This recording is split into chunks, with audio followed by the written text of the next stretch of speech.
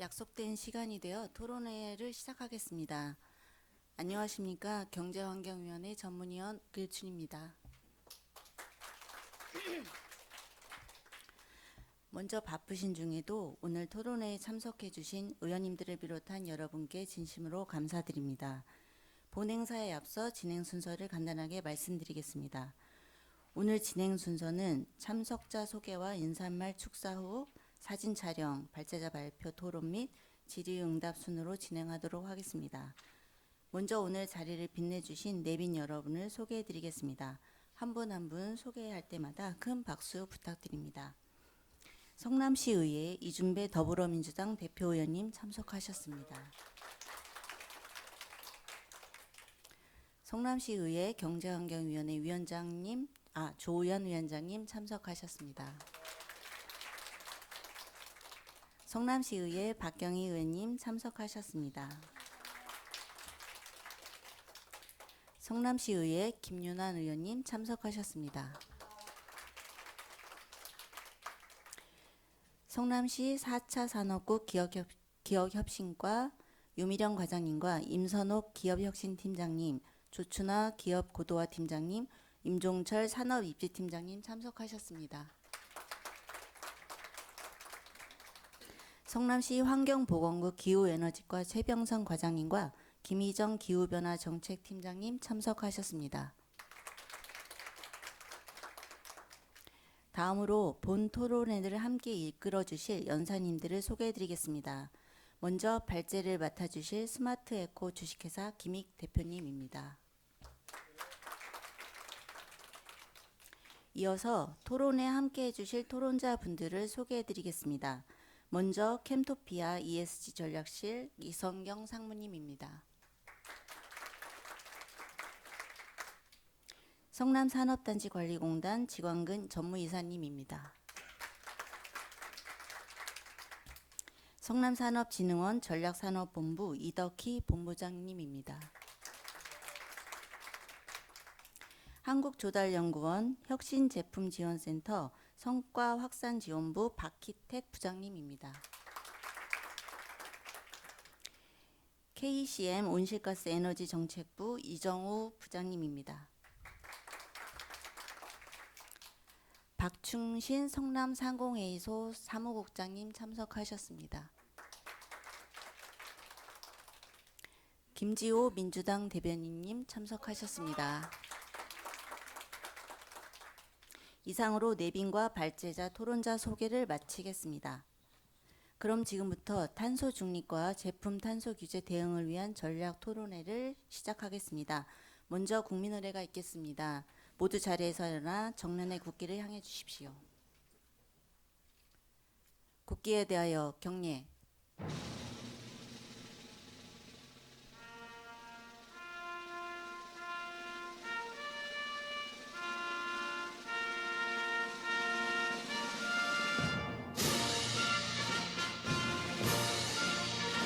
나는 자랑스러운 태극기 앞에 자유롭고 정의로운 대한민국의 무궁한 영광을 위하여 충성을 다할 것을 굳게 다짐합니다.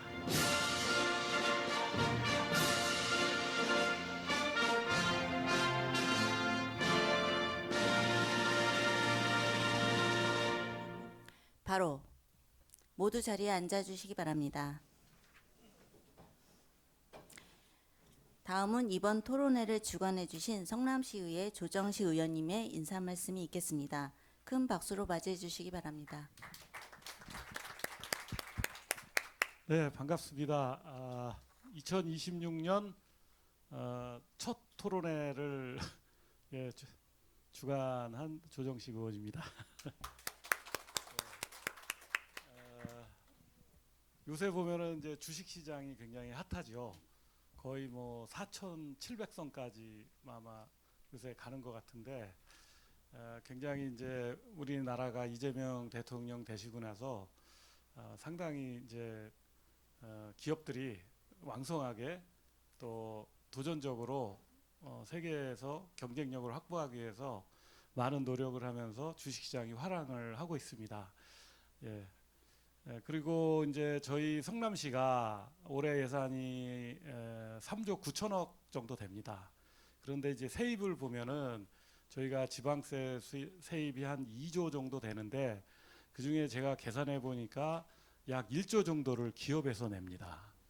그만큼 이제 우리 시에 있는 기업에서 굉장히 많은 세금을 내주시고 있고 또 그 세금이 우리 시에 이제 많은 복지로 환원되고 있는 것 같습니다.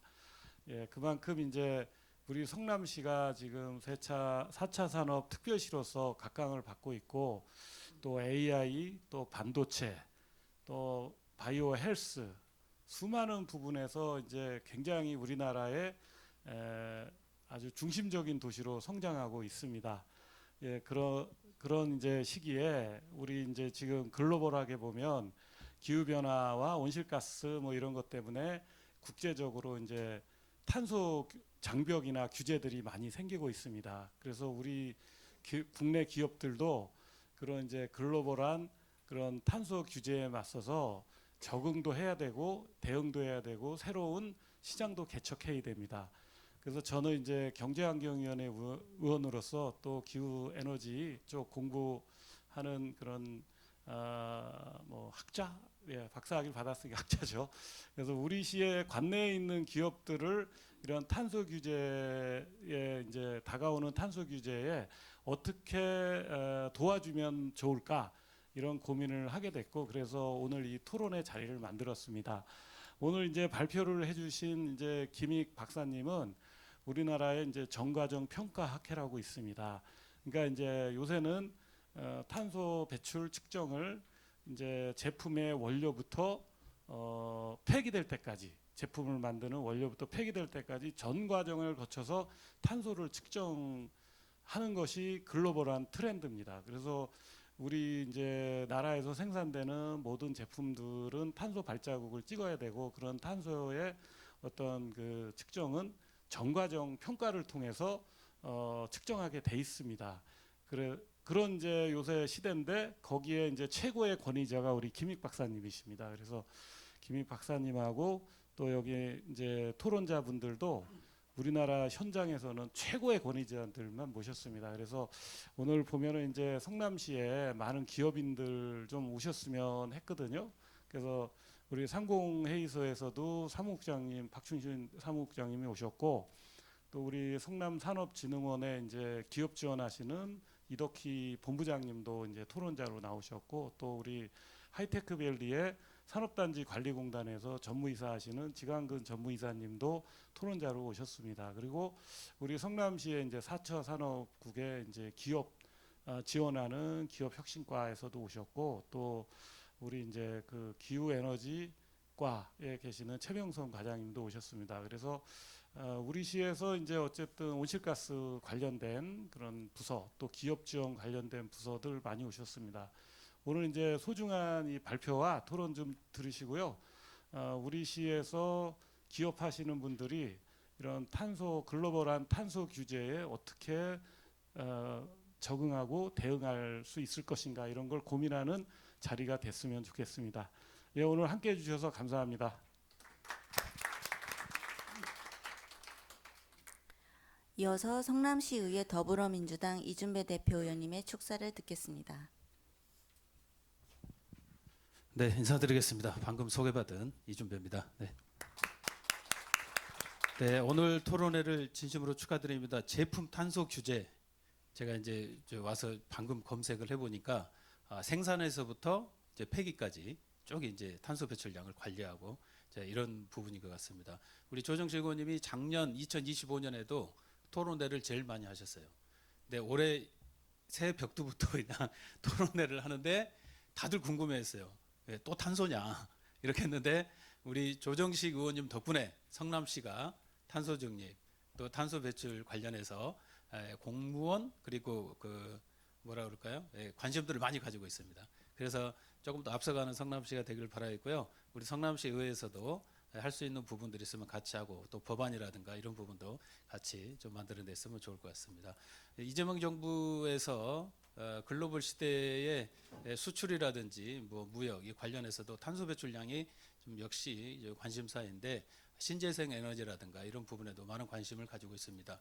우리 중앙당 대변인 김지호 대변인이 오셨는데 이런 부분에 있어서 성남시가 선도적으로 하고 있다고 논평 좀 잘 해주시기 바랍니다. 걱정하지 마십시오. 네, 박수 한번 주시죠. 네, 오늘 토론회를 통해서 의미 있고 뜻깊은 시간이 되길 바라겠습니다. 그리고 저도 성남시의회에서도 우리 의원님들이 함께 도울 수 있는 거 함께 할 수 있도록 하겠습니다. 네, 다시 한번 축하드립니다. 감사합니다.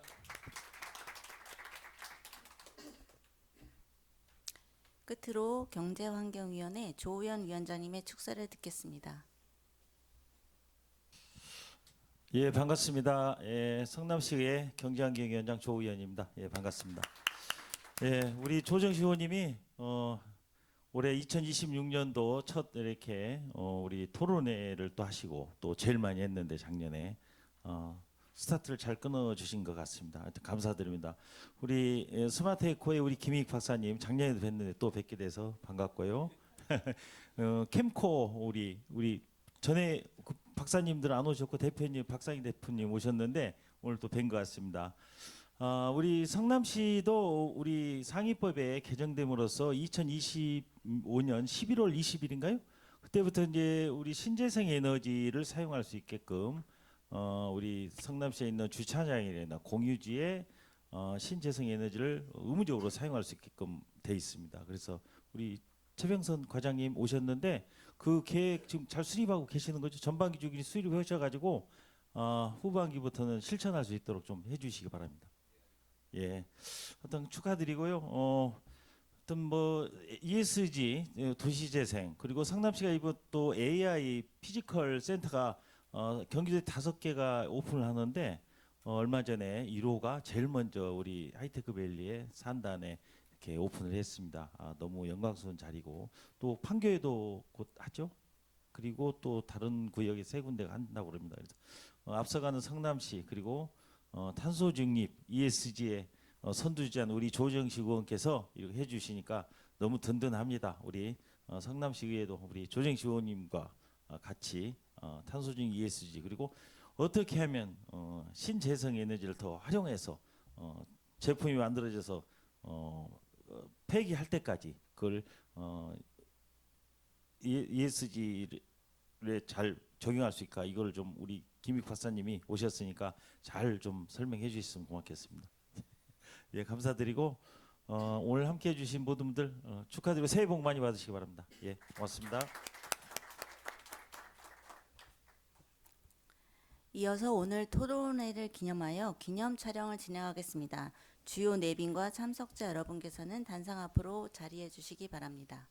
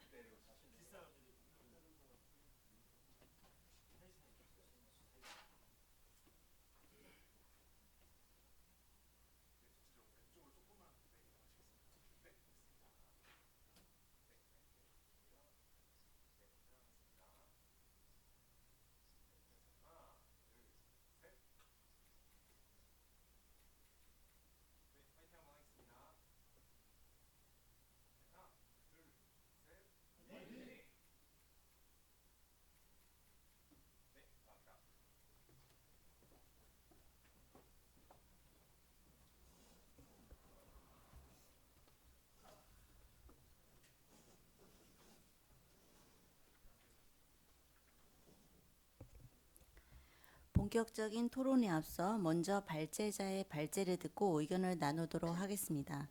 탄소 중립과 제품 탄소 규제 대응을 위한 전략을 주제로 발제해 주실 스마트 에코 주식회사 김익 대표님을 큰 박수로 맞이해 주시기 바랍니다.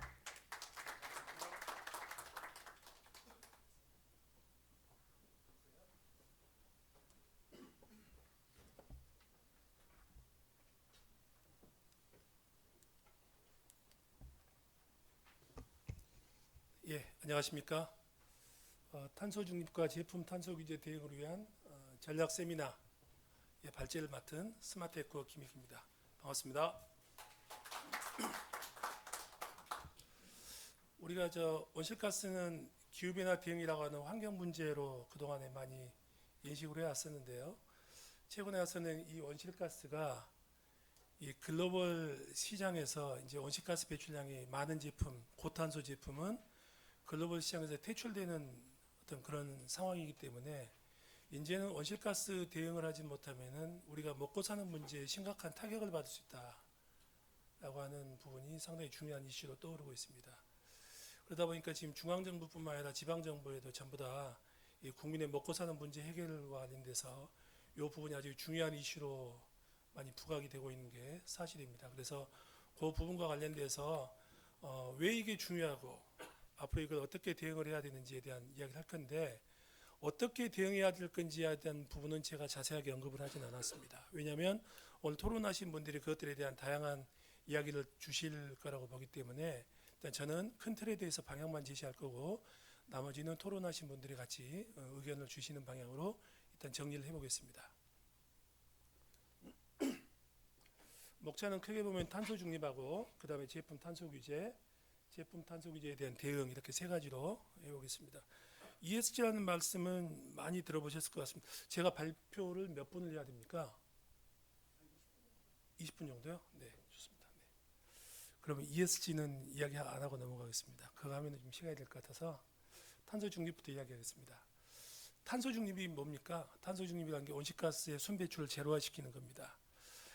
지난 2015년도에 파리 기후협정에 따라서 우리나라뿐만 아니라 전 세계가 이 탄소 중립이라고 하는 원대한 로드맵을 설정을 했습니다. 그때 유엔 회원국 196개 회원국 중에서 195개 국가가 탄소 중립을 선언하거나 지지했습니다. 여기 보시는 한 개 국가, 안 나오네요. 네.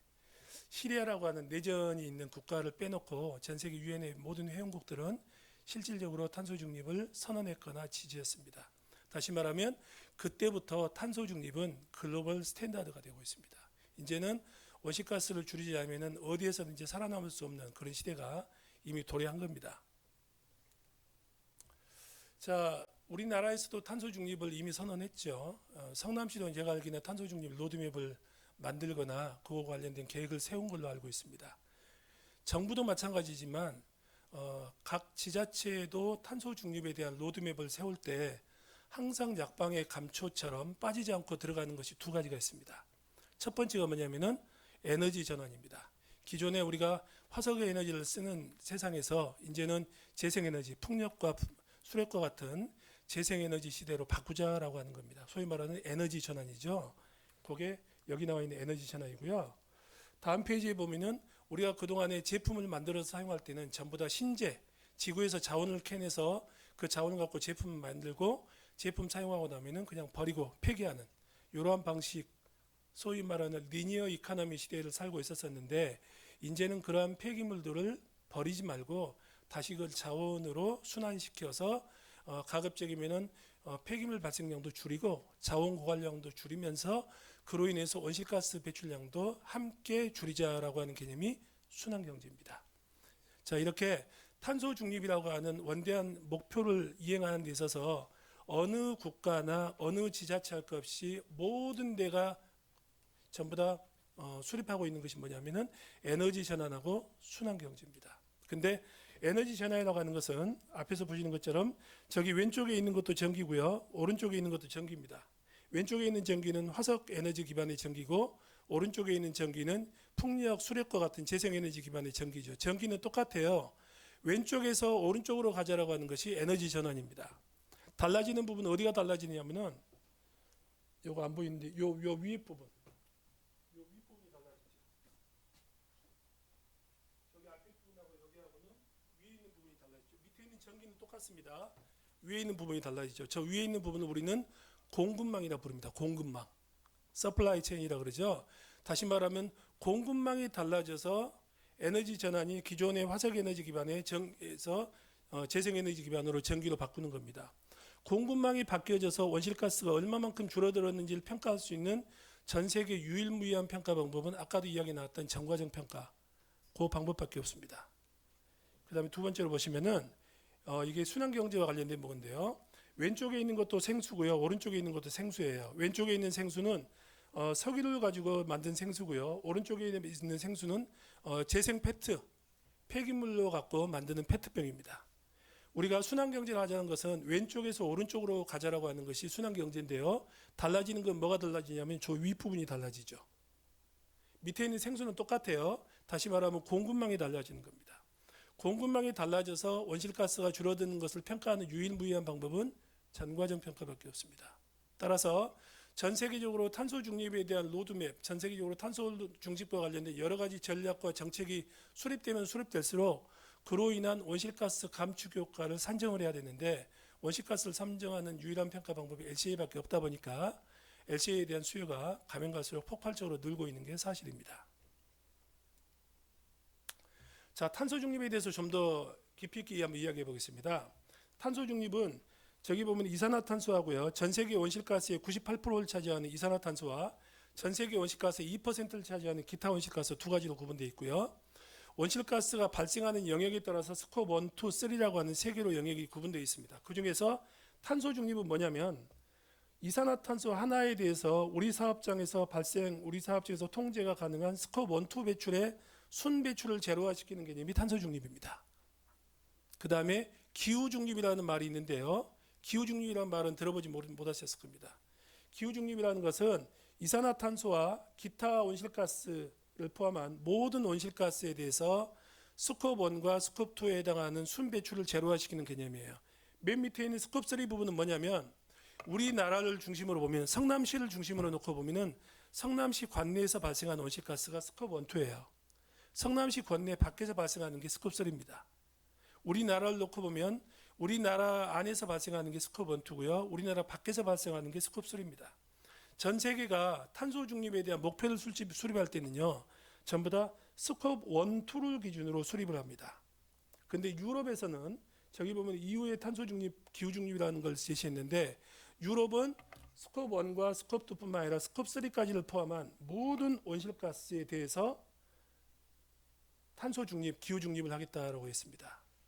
스코프 3라고 하는 것은 우리 국가에서 배출하는 게 아니라 국가 밖에서 배출하는 것까지 우리가 탄소 중립을 하겠다, 그 말이에요. 엄청 어렵겠죠. 자, 그러한 상황임에도 불구하고 유럽에서는 그걸 선언했고요. 세계 각국에서는 그 어려운 스코프 3까지를 탄소 중립하겠다는 걸 두고 되게 찬사를 보냈습니다. 하지만 유럽이 바보입니까? 그 어려운 온실가스를 걔네가 왜 줄입니까? 거기에는 틀림없이 우리가 모르는 보이지 않는 발톱이 있습니다. 그 보이지 않는 발톱이 뭐냐면 유럽 경계 밖에서 발생하는 CO2까지를 제로화시키겠다, 그 말은 멋있게 포장한 말이고요. 그 말을 있는 그대로 말하면 유럽 경계 밖에서 유럽으로 들어오는 제품에 대한 탄소 규제를 하겠다, 그 말입니다. 요 말이 나오고 나서부터 불과 2년 이내에 뭐가 났냐면은 여러분 다 알고 계시는 CBAM이라는 규제가 처음으로 만들어졌고요. 요즘에 한참 이슈화가 되는 배터리 규제라든지 포장재 규제라든지 ESPR 규제라든지 수많은 제품 탄소 규제가 폭발적으로 늘고 있습니다. 그게 뭐냐면 다 이것 때문에 그렇습니다. 유럽이 탄소 중립을 하려 그러면은 스코프 3에 대한 것을 제로화시켜야 되는데, 줄일 수 있는 방법은 유럽 경계 밖에서 유럽으로 들어오는 CO2 제품에 대해서 이제는 온실가스를 줄이지 않으면 안 되는 거예요. 그럼 생각해 보세요. 유럽이 그렇게 해서 CO2 규제를 했는데 우리나라 제품 유럽에서 규제가 됐어요. 그러면 우리나라는, 근데 유럽 제품은 한국으로 들어오는데 규제를 안 받고 들어와요. 그러면 우리나라 기업들 입장에서 볼 때는, 야, 왜 우리 제품은 유럽으로 갈 때는 CO2 규제를 받는데 왜 쟤네는 우리나라에 들어올 때는 무혈 입성을 해? 우리도 쟤네하고 똑같은, 더도 말고 덜도 말고 걔네가 하는 규제만큼 우리도 규제해줘. 이런 게 너무너무 당연하지 않겠습니까? 우리만 그럴까요? 일본도 그렇고 중국도 그렇고 미국도 그렇습니다. 다시 말하면 특정 국가에서 제품 탄소 규제가 만들어지면 그 규제는 불과 5년 사이에 전 세계 규제가 됩니다. 유해물질 관련돼서 이미 우리나라에서도 관련된 규제가 많이 있었고요. 유럽에서 규제를 우리나라 석유화학 업계라든지 이런 업체에서도 많은 규제를 시달렸습니다. 그래서 우리나라에서도 대응법을 만들었죠. 그 법이 뭐냐면은 화학물질의 평가 및 등록에 관한 법이요, 소위 말하는 화평법이라는 법을 만들었습니다. 이렇듯 글로벌 규제가 특정 국가에서 환경 규제가 시작되면은 불과 5년 이내 전 세계 규제가 됩니다. 다시 말하면 우리나라 제품 중에서 이제는 온실가스 배출량이 많은 고탄소 제품은 전 세계 어느 시장에서도 살아남을 수 있는 데는 하나도 없다. 이렇게 보셔야 됩니다. 이게 되게 무서운 겁니다. 자, 그런데 제가 하나 더 말씀드리고 싶은 게 이거예요. 이 부분인데요. 왼쪽에 보면은 동그란 원이 있죠. 저 원이 대한민국이라고 보시면 됩니다. 저기 네모 박스 하나는 삼성전자, 현대자동차, LG전자와 같은 우리나라 대규모 기업체라고 보시면 돼요. 그 중에서 저기 가운데 있는 검은색 블랙박스로 되어 있는 저 기업이 온실가스를 많이 배출한 사업장입니다.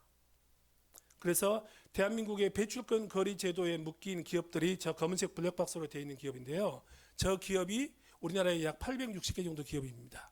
근데 그 기업이 대한민국 온실가스 배출의 약 80%를 차지합니다. 그래서 그 80%에 해당하는 온실가스를 배출한 기업에 대해서 국가가 통제를 하고 있죠. 뭘 통해서? 배출권 거리 제도라는 걸 통해서. 그런데요, 대한민국은 탄소 중립을 선언하는 국가예요. 이제는 온실가스의 순배출을 제로화시켜야 돼요.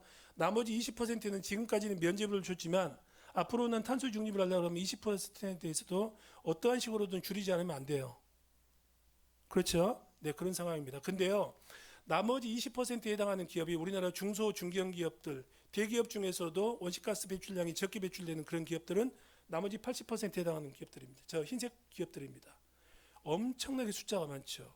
그런 기업들까지 이제 다 포함해서 온실가스를 줄여야 되는 시대가 됐습니다. 그런데 860개에 해당하는 온실가스 배출 많이 하는 사업장에 대해서 국가가 관리하는 것만 해도 힘든데 대한민국의 모든 사업장을 국가가 관리한다? 현실적으로 불가능합니다.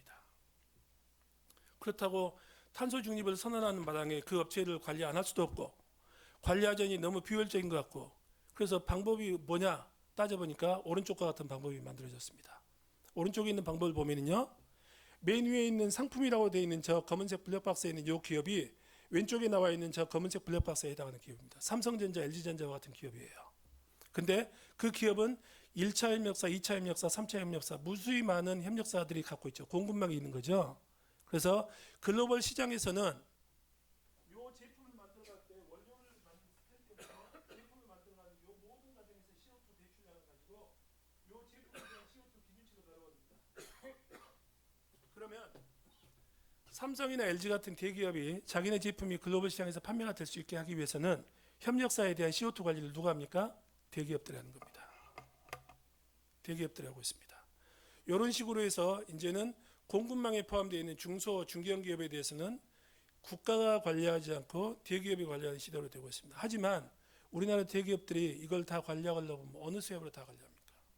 따라서 그래서 최근에 와서는 정부에서 이쪽 관련된 지원 사업을 되게 많이 하고 있습니다. 그런데 문제는 뭐냐? 정부의 지원 사업은요, 참여하는 기업들만 참여합니다. 아는 기업만 참여합니다.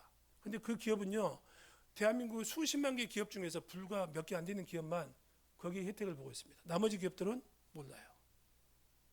그걸 누가 해야 되냐? 지자체가 해야 된다는 이야기입니다. 정부에서 지원하는 사업은요, 바텀업 사업입니다. 내가 지원하는 애들만 지원해 주는 방식인데 그 지자체 같은 경우는 우리 지자체에서 관련된 기업들이 이 수출 대상 기업들이 어디에 있는가를 보고 그 기업들에 대해서 위에서 낙수효과처럼 탑다운 방식으로 그런 기업들에 대해서 지원책을 제시하고 걔네들에 대해서 뭐가 필요한지를 알려주고 컨설팅해주는 이러한 과정이 지자체가 해야 될 부분이다라는 겁니다. 정부는 밑에서 올라가고 바텀업식으로 그 다음에 지자체는 탑다운식으로 밑으로 내려오고 이 투 트랙으로 이루어져야 우리나라의 많은 중소기업들의 이 글로벌 탄소 규제에서 이제는 대응할 수 있는 그런 시스템이 될 수 있다라고 하는 것을 제가 주장합니다. 자, 자세하게 좀 하나 말씀드릴게요. 20분밖에 안 된다 그러니까 제가 빨리 넘어가겠습니다. 자동차는 아시다시피 이제는 내연기관 자동차에서 이제는 온실가스를 배출하지 않는 전기차나 수소차로 바뀝니다. 자동차의 전체 배출 중에서 30분이요. 네. 자동차 전체 배출 중에서 자동차 주행 과정에서 발생한 CO2가 75%입니다. 75%. 혹시 이거 무슨 말 있겠어요? 75%인데요. 이 75%가 제로가 됩니다. 이 75%가 제로가 되니까 앞으로 시대에서 핵심은 뭐가 되느냐? 앞으로 시대에서 핵심이 뭐냐면 75%가 이제는 수소차나 전기차로 바뀌면 제로가 되죠. 이제 관심은 뭐가 되냐면은 15%에 해당하는 자동차 만들어가는 과정에서 25%에 해당하는 요 온실가스의 관심이 이제 지대집니다. 근데 온실가스 25%에 해당하는 게 뭡니까? 자동차 부품, 소재, 조립 여기에 포함되죠. 우리나라의 대부분의 중소 중견기업이 여기에 다 포함되어 있습니다. 이러한 기업들이 온실가스를 많이 배출하면은 이제는 자기 제품 못 팝니다. 예, 그런 시대가 됐습니다. 근데요, EU가 원래 2024년까지만 내연기관 자동차를 생산하고 2025년부터 전 세계에서 내연기관 자동차를 단종하는 것으로 협의가 됐었습니다. 이미 그렇게 합의가 끝났고요. 근데 EU가 이번에 철회를 했습니다. 내연기관 자동차를 34년까지만 만들기로 했는데 철회했습니다. 왜 철회했냐? 독일이 전기차로 전환하는 것이 늦었습니다. 그래갖고 그렇게 하다 보면은 독일 경제에 심각한 타격이 있을 것 같아서 늦췄습니다. 그래서 우리나라 신문기사에 어떻게 나왔냐? 2035년 내연기관차 금지 철회 이렇게 나왔는데요. 이 말 잘못된 말입니다. 신문기사 철회라는 말 보고 여기저기서 사설 같은 데서 철회 이걸 보고 이제는 CO2 규제가 없어질 거다 이런 식의 말을 많이 하는데 그게 아니라 어떻게 되냐면 90%는 온실가스 지금처럼 그대로 유지하고 나머지 10% 주행 과정에서 온실가스가 아까 75%라 했는데 그거 전체가 없어지는 게 아니라 그중에 90%는 자동차 제작사가 무조건 없애야 되는 거예요. 나머지 10%는 어떻게 없애느냐? 자동차를 제조하는 과정에서 저탄소 철강이 있어야 되고 그 다음에 거기에 들어가는 연료가 친환경 연료가 되면은 여기서 발생하는 온실가스에 대해서 10%만큼을 상쇄해 주겠다 그런 개념입니다. 다시 말하면 이제는 소재 만드는 기업이나 아니면 연료에 들어가는 그 연료 만드는 기업들이 이제는 온실가스를 줄이면은 그 성과를 글로벌 시장에서 인정해 주겠다 그런 이야기가 되는 겁니다.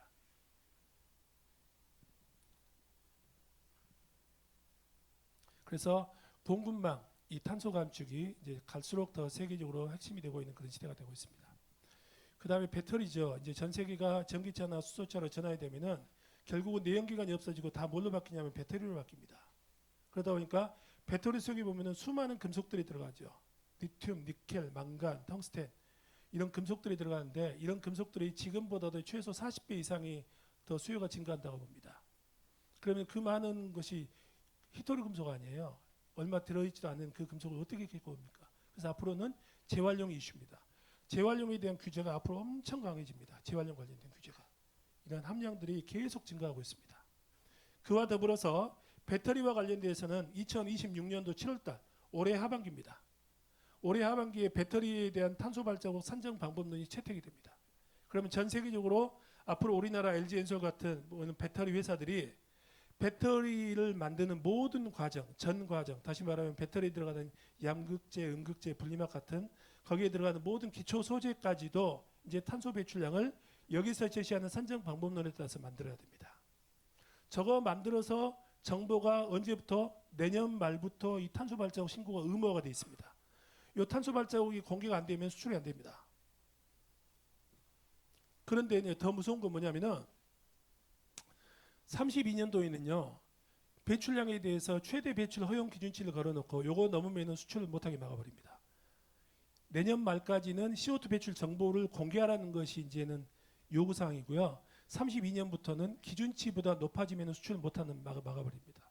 다시 말하면 이제는 저탄소가 아니면은 이제는 살아남을 수 없는 세상이 이렇게 계속 오고 있다는 이야기입니다. 배터리만 그럴까요? 모든 제품이 앞으로 다 그렇게 온다는 이야기입니다. 에코 디자인이라는 말이 있습니다. 제품을 설계하는 과정에서 제품을 그동안에는 우리가 제품 설계하는 과정에서 주로 보는 것은 저가, 품질, 성능, 디자인 이런 것들을 설계 과정에서 대부분 다 했었죠. 그거는 기본이고요. 이제는 그 제품 만들어가는 과정에서 설계 과정에서 어떻게 하면 온실가스를 줄일 수 있는 방안을 찾을 것인가, 어떻게 하면 재활용을 잘할 수 있게끔 소재나 이런 것들을 만들 것인가, 이런 것들이 핵심입니다. 그게 뭐냐면 에코 디자인이거든요. 이 에코 디자인은 앞으로 전 제품에 대해서 모든 제품이 앞으로는 이 규제의 대상이 됩니다. 내년부터 규제가 시작되는데요. 내년 처음 그 규제 대상 품목이 뭐냐? 섬유입니다. 의류입니다. 의류. 옷은 그 고가품도 있지만 대부분 다 한 번 입고 버리고 이런 옷들이 너무 많다 보니까 전 세계적으로 옷에 의해서 나오는 폐기물들이 너무 많이 발생하고 그렇기 때문에 일단 옷에 대한 제품에 대해서 이제는 재사용이나 재활용 잘할 수 있는 소재가 들어가게끔 하는 규제가 전 세계적으로 이제는 이슈화가 됐습니다. 내년부터 우리나라 의류 섬유업계가 이제는 저 규제에 대응을 못하면 글로벌 수출이 안 됩니다. 내수는 가능하겠죠. 하지만 우리나라도 언젠가는 앞으로 몇 년이 지날지는 모르겠지만은 앞으로 이 규제가 만들어집니다. 왜?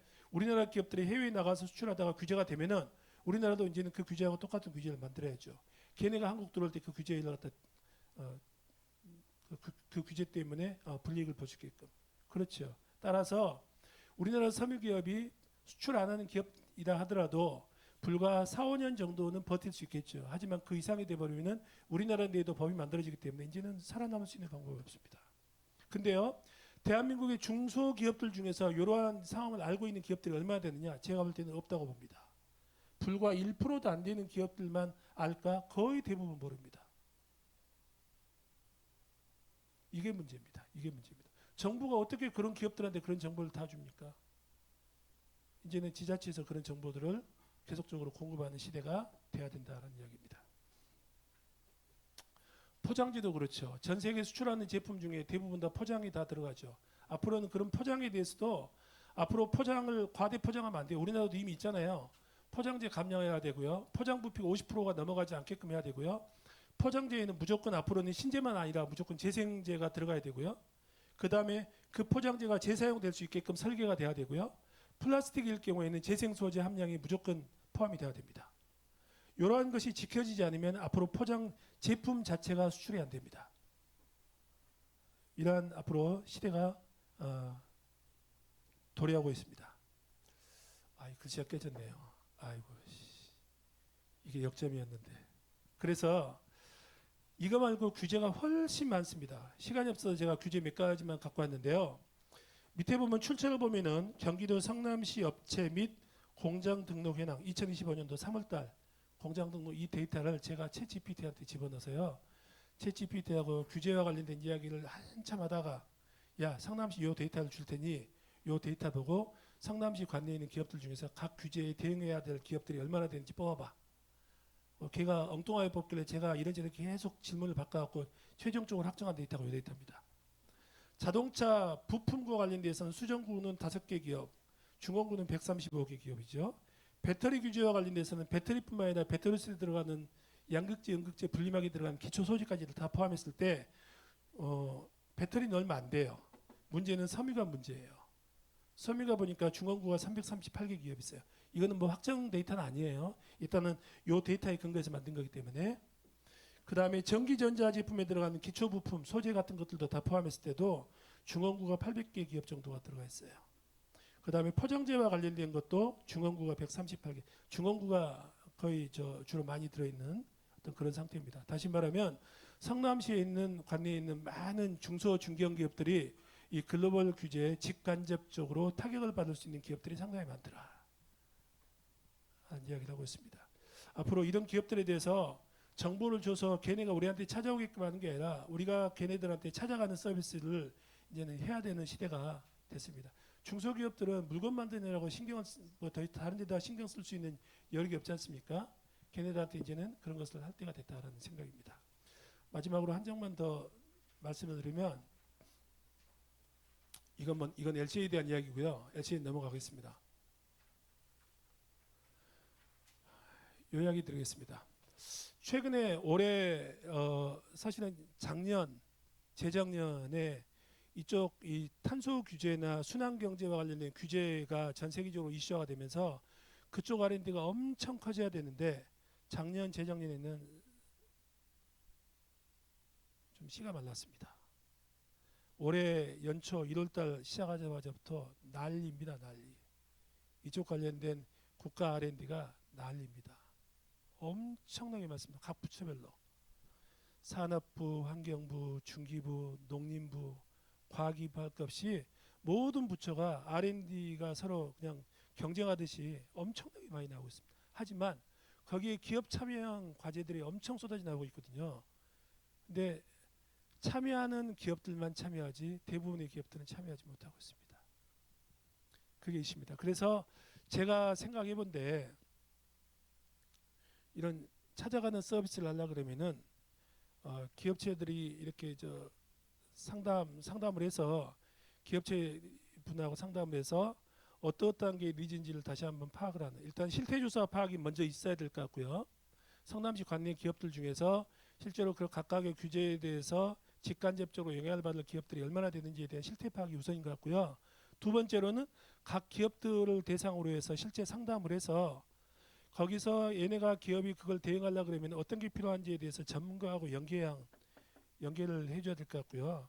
그러면 전문가가 그 기업을 갖고 이제 관련된 지원을 해주죠.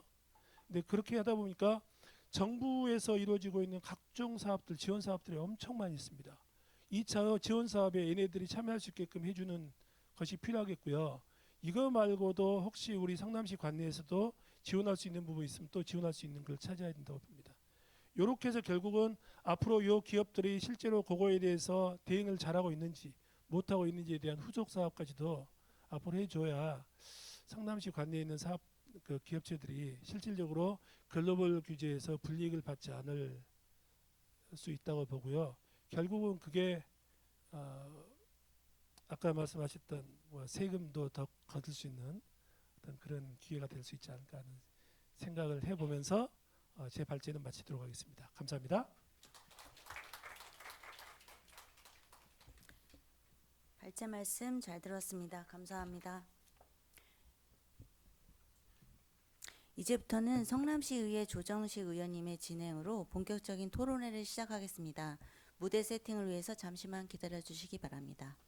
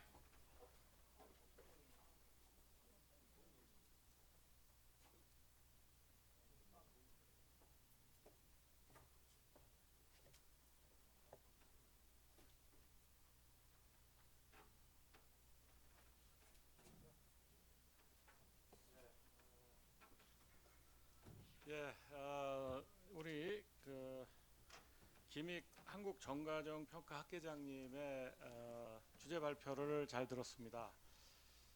제가 시의원으로 토론회를 제일 많이 하는데요. 사실 좌장하는 건 이번에 처음입니다. 예, 그래서 잠깐 서투르더라도 좀 이해해 주시기 바랍니다.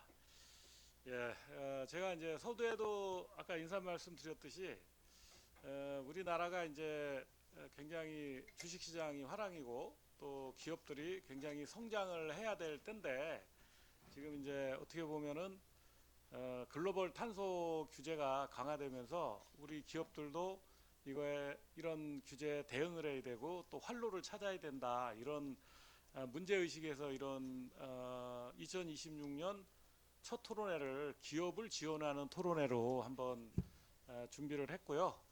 특히 이제 제품 탄소 규제에 대응을 위한 토론회로 잡았습니다. 그래서 그런 내용, 그런 토론회라고 알아주시고, 또 김익 박사님이 글로벌한 이제 기후 변화 시대에 기업들의 이제 제품 탄소 규제의 그 내용들을 잘 설명해 주셨고요. 또 우리 이제 지자체에서 기업들을 지원해야 된다, 뭐 이런 말씀을 좀 해주신 것 같습니다. 강의 내용은 잘 들으셨죠? 네. 그러면 토론을 이제 하는데요. 오늘 이제 토론에 참가해 주신 분이 이성경 캠토피아 ESG 전략 상무님, 지강근 성남산업단지 공단 전무이사님, 이덕희 성남산업진흥원 전략산업본부장님, 박희택 한국조달연구원 연구위원님, 이종우 KCM 온실가스 에너지정책부 부장님 이렇게 오셨는데요. 토론은 한 7분씩 이렇게 하시는 걸로 하고요. 그 다음에 이제 뭐 상호 토론이라든가 아니면 플로우에서 질문 있으면 받는 거로 하겠습니다. 그리고 토론의 순서는 지금 이제 배부된 유인물대로 하진 않고요.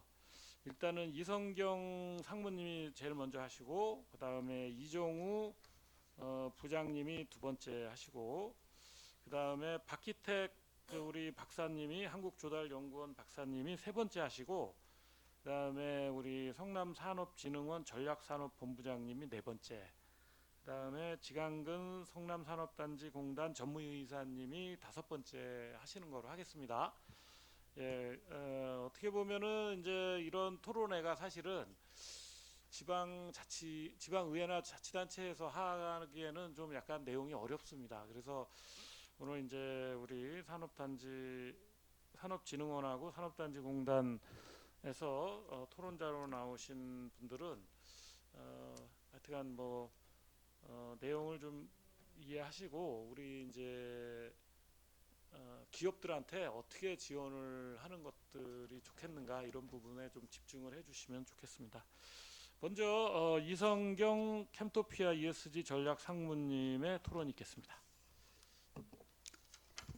네, 안녕하세요. 저는 캠토피아에서 ESG 전략 맡고 있는 이성경이라고 합니다. 간단하게 조금만 제 소개를 드리자면, 저는 원래 이제 금융권 출신입니다. 그래서 원래는 기업들 가치 평가하는 일 했어요. 산업 분석해서 얼마다, 이 정도의 가치다, 이런 일을 했다가, 사실 전 대기업으로 하다가 대기업에서 오라 그래서 이제 대기업에서는 전략 짰습니다. 우리 사업을 어떻게 키워야 되고, 글로벌 진출 어떻게 해야 되고, 우리 부족한 건 어떻게 M&A를 할 것인가, 그거랑 이제 돈은 어떻게 조달할 것인가, 재무랑 이렇게 재무 전략 짜는 일을 했는데, 그거 하는 내내 ESG 같은 이런 이슈를 점검한 적이 없습니다. 돈 버는 일 얼마야 할 때 과거에 단 한 번도 우리가 환경에 어떤 영향을 주지, 이런 가치는 들어간 적이 없습니다. 그런데 제가 이제 대기업에 있었을 때 해외에 돈 유치하고 투자자 유치하러 갔는데 갑자기 이런 걸 묻더라고요. 그래서 왜 묻냐라고 했더니, 그때 이제 이미 해외에서는 이러한 것들이 앞으로, 왜 묻냐면 내가 너한테 투자를 할 건데 앞으로 네가 만약에 이런 것들이 준비가 안 되어 있다면, 너네 회사가 내 돈의 나중에 가치가 떨어질까 봐 내가 확인을 하고 너한테 투자를 하겠다, 이런 컨셉이었어요. 그래서 ESG는 기본적으로 착한 기업이라는 단어를 제가 싫어해요. 착한 기업이 아니고요, 오래 갈 수 있는, 신뢰할 수 있는 유능한 기업을 위한 거다, 제가 이렇게 말씀드리거든요. 그래서 이제 그러한 쪽에서 그 얘기를 듣고 제가 ESG 쪽으로, 이거 우리나라에서는 제가 국민연금 맨날 만났는데 단 한마디도 안 물었는데 앞으로 이게 커지겠구나 라고 생각해서 또 이직을 했습니다. 그래서 제가 ESG 쪽을 하게 됐다라는 말씀드리고, 저희 회사에 저 같은 베이스 인력은 당연히 저밖에 없습니다. 왜냐하면 저희 쪽 사람들은 아직도 이거 돈 안 된다고 월급 더 많이 줬거든요, 옛날에. 안 넘어오는데 저는 앞으로 이게 굉장히 중요한 이유는 저의 베이스는 금융과 실적에 영향 주기 때문에 온 거지 그렇지 않은데 제가 먼저 좀 저도 이제 가치는 맞지만 착한 것만 찾아서 온 건 아니다라는 말씀을 드립니다. 그래서 시작하기 전에 먼저 말씀드리는 거는 이거는 앞으로 사실 생존의 이슈다라는 말을 제가 제일 먼저 썼었거든요 옛날에. 근데 저는 이제는 그냥 돈입니다. 이제 돈의 이슈가 될 수 있다라고 말씀을 드리고요. 그 얘기를 드리고 그래서 그럼 앞으로 이 관점을 어떻게 볼 것이냐, 어떻게 하면 내가 각자의 자리에서 유능하게 이 변화를 이제 대응하고 앞설 것이냐 그렇게 봐야 된다라는 말씀드리면서 이제 좀 시작하겠습니다. 앞에서 사실 20분 만에 규제가 어떻다 절대 말씀 다 못 드립니다. 왜냐하면 오늘 탄소 하나 얘기했지만 저희는 전체적으로 보는데 탄소 순환경제에서는요 물질 트래킹이 기본입니다. 그래서 화학물질 이거 잘못 섞여 있으면요 재활용 불가. 이런 거 트래킹 되냐? 저희 현장에 나갔을 때 뭘 사고 있는지 원재료 구매조차 대부분 전산화되어 있지 않기 때문에 서로 이렇게 주면서 우리 그런 거 없을걸요? 라고 말씀하세요. 이 대응이 되냐? 불가능. 그렇기 때문에 지금 저희의 기본적인 이슈는 수없이 많이 떨어지는 것 중에 일단 내가 기본적으로 트래킹이 되느냐가 더 관점인 것 같아요. 이 물질들 내가 어떠냐 진단을 하지 않고서는 사실은 규제는 저희가 막 공부를 해요. 진단을 하고 가고자 하는 방향이 있어야 뭘 고칠지가 나오거든요. 근데 제가 작년을 기점으로 이제 올해로 넘어오면서 뭐가 바뀌냐. 자, 이때까지 개론 얘기하고 뭐가 다가온대요. 누구나 다가와서 100마디 할 수 있어요. 전문가라고 다 튀어나올 수 있어요. 막 보고 챗GPT 해주는 말 하면. 그런데 이거 현장에 어떻게 적용할 거야? 여기서 이제 다 떨어져 나갑니다. 방법을 갖고 와야 되는 시기로 바뀌었다.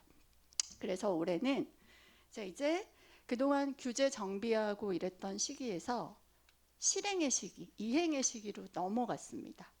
여러분 이제 11월 달에 여기 이제 의회나 이제 많이 계시니까 탄소중립 기본법 개정됐어요. 그러면서 거기 개정된 내용 중에 핵심은 뭐냐면 제가 이걸로 칼럼도 썼는데 이 핵심은 뭐냐면 정말 정부에서 지금 이재명 정부는 행정가적인 게 되게 강하시잖아요. 실행이 없이 막 나열하면 그게 무슨 말이냐고 하시는 분이잖아요.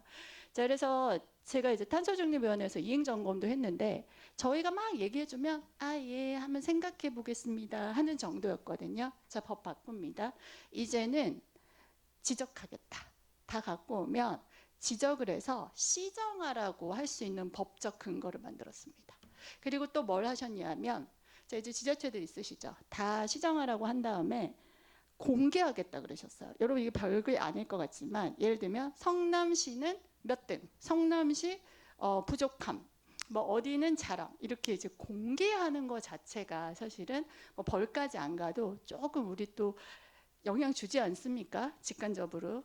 그래서 작년에 법이 바뀌면서 이제는 공개할 수 있다라는 게 규정에 들어갔어요.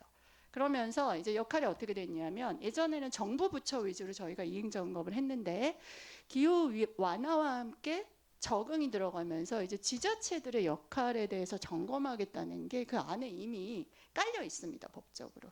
그래서 이제 그런 것들이 올해 굉장히 많이 달라지고 아시다시피 기후 에너지 경제부가 되지 않았습니까? 그래서 환경하고 전력 이런 에너지가 막 따로 놀면서 서로 조금 이제 다르게 갔던 게 이게 통합이 됐고요. 그 다음에 돈도 다 기후에너지 환경부로 가면서 저희가 갖고 전체적으로 점검해서 너희들한테 예산이면 뭐뭐 볼 거야.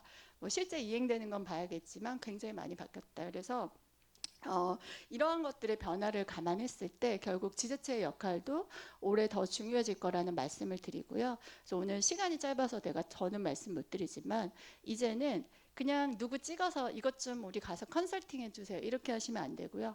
현장에 가까워서 물질 트래킹하고 솔루션 주면서 이제 실제 쓸 수 있는 안들로 지자체들의 그런 어떤 액션에 가깝고 그것이 실제로 이행으로 숫자로 나올 수 있는 그런 사업으로 이제 돈이 좀 들어가야 저 이제 성남시가 이미 이제 여러 가지 조정식 의원님 많이 애쓰시고 지금도 앞서 있지만 이행으로 넘어가는 시기에서도 조금 여기서 앞서가는 그런 이제 다양한 행사들이나 아니면 지원책들이 나오면 좋겠다라고 말씀드리면서 제 토론은 여기서 마치도록 하겠습니다. 네, 감사합니다. 예, 우리 이성경 상무님이 지금 이제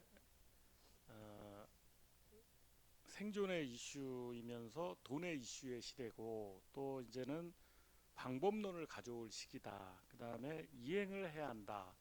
그다음에 이제 지자체 역할이 중요해진다 이런 말씀을 하셨습니다. 그리고 예, 말씀하셨고요. 어떻게 시간을 딱 맞춰 주시네요. 예. 그러면 두 번째로 우리 이정우 박사님이 토론해 주시기 바랍니다. 네, 안녕하세요. 저는 KECM이라는 온실가스 에너지 관련된 매니지먼트를 맡고 있는 이정우라고 합니다. 뭐 간단하게 저도 간단하게 제가 하는 업무에 대해서 설명을 드리면은 저는 이제 온실가스라든지 에너지 관련해서 이제 정부의 출연기관 나는 에너지공단, 환경공단에 있는 그쪽 관련된 업무를 좀 같이 좀 진행하고 있고요. 그거대로 이제 역방향에서는 기업 사이트에서 이런 것들 좀 제도를 이행을 잘 할 수 있도록 도와주는 업무를 좀 같이 하고 있습니다.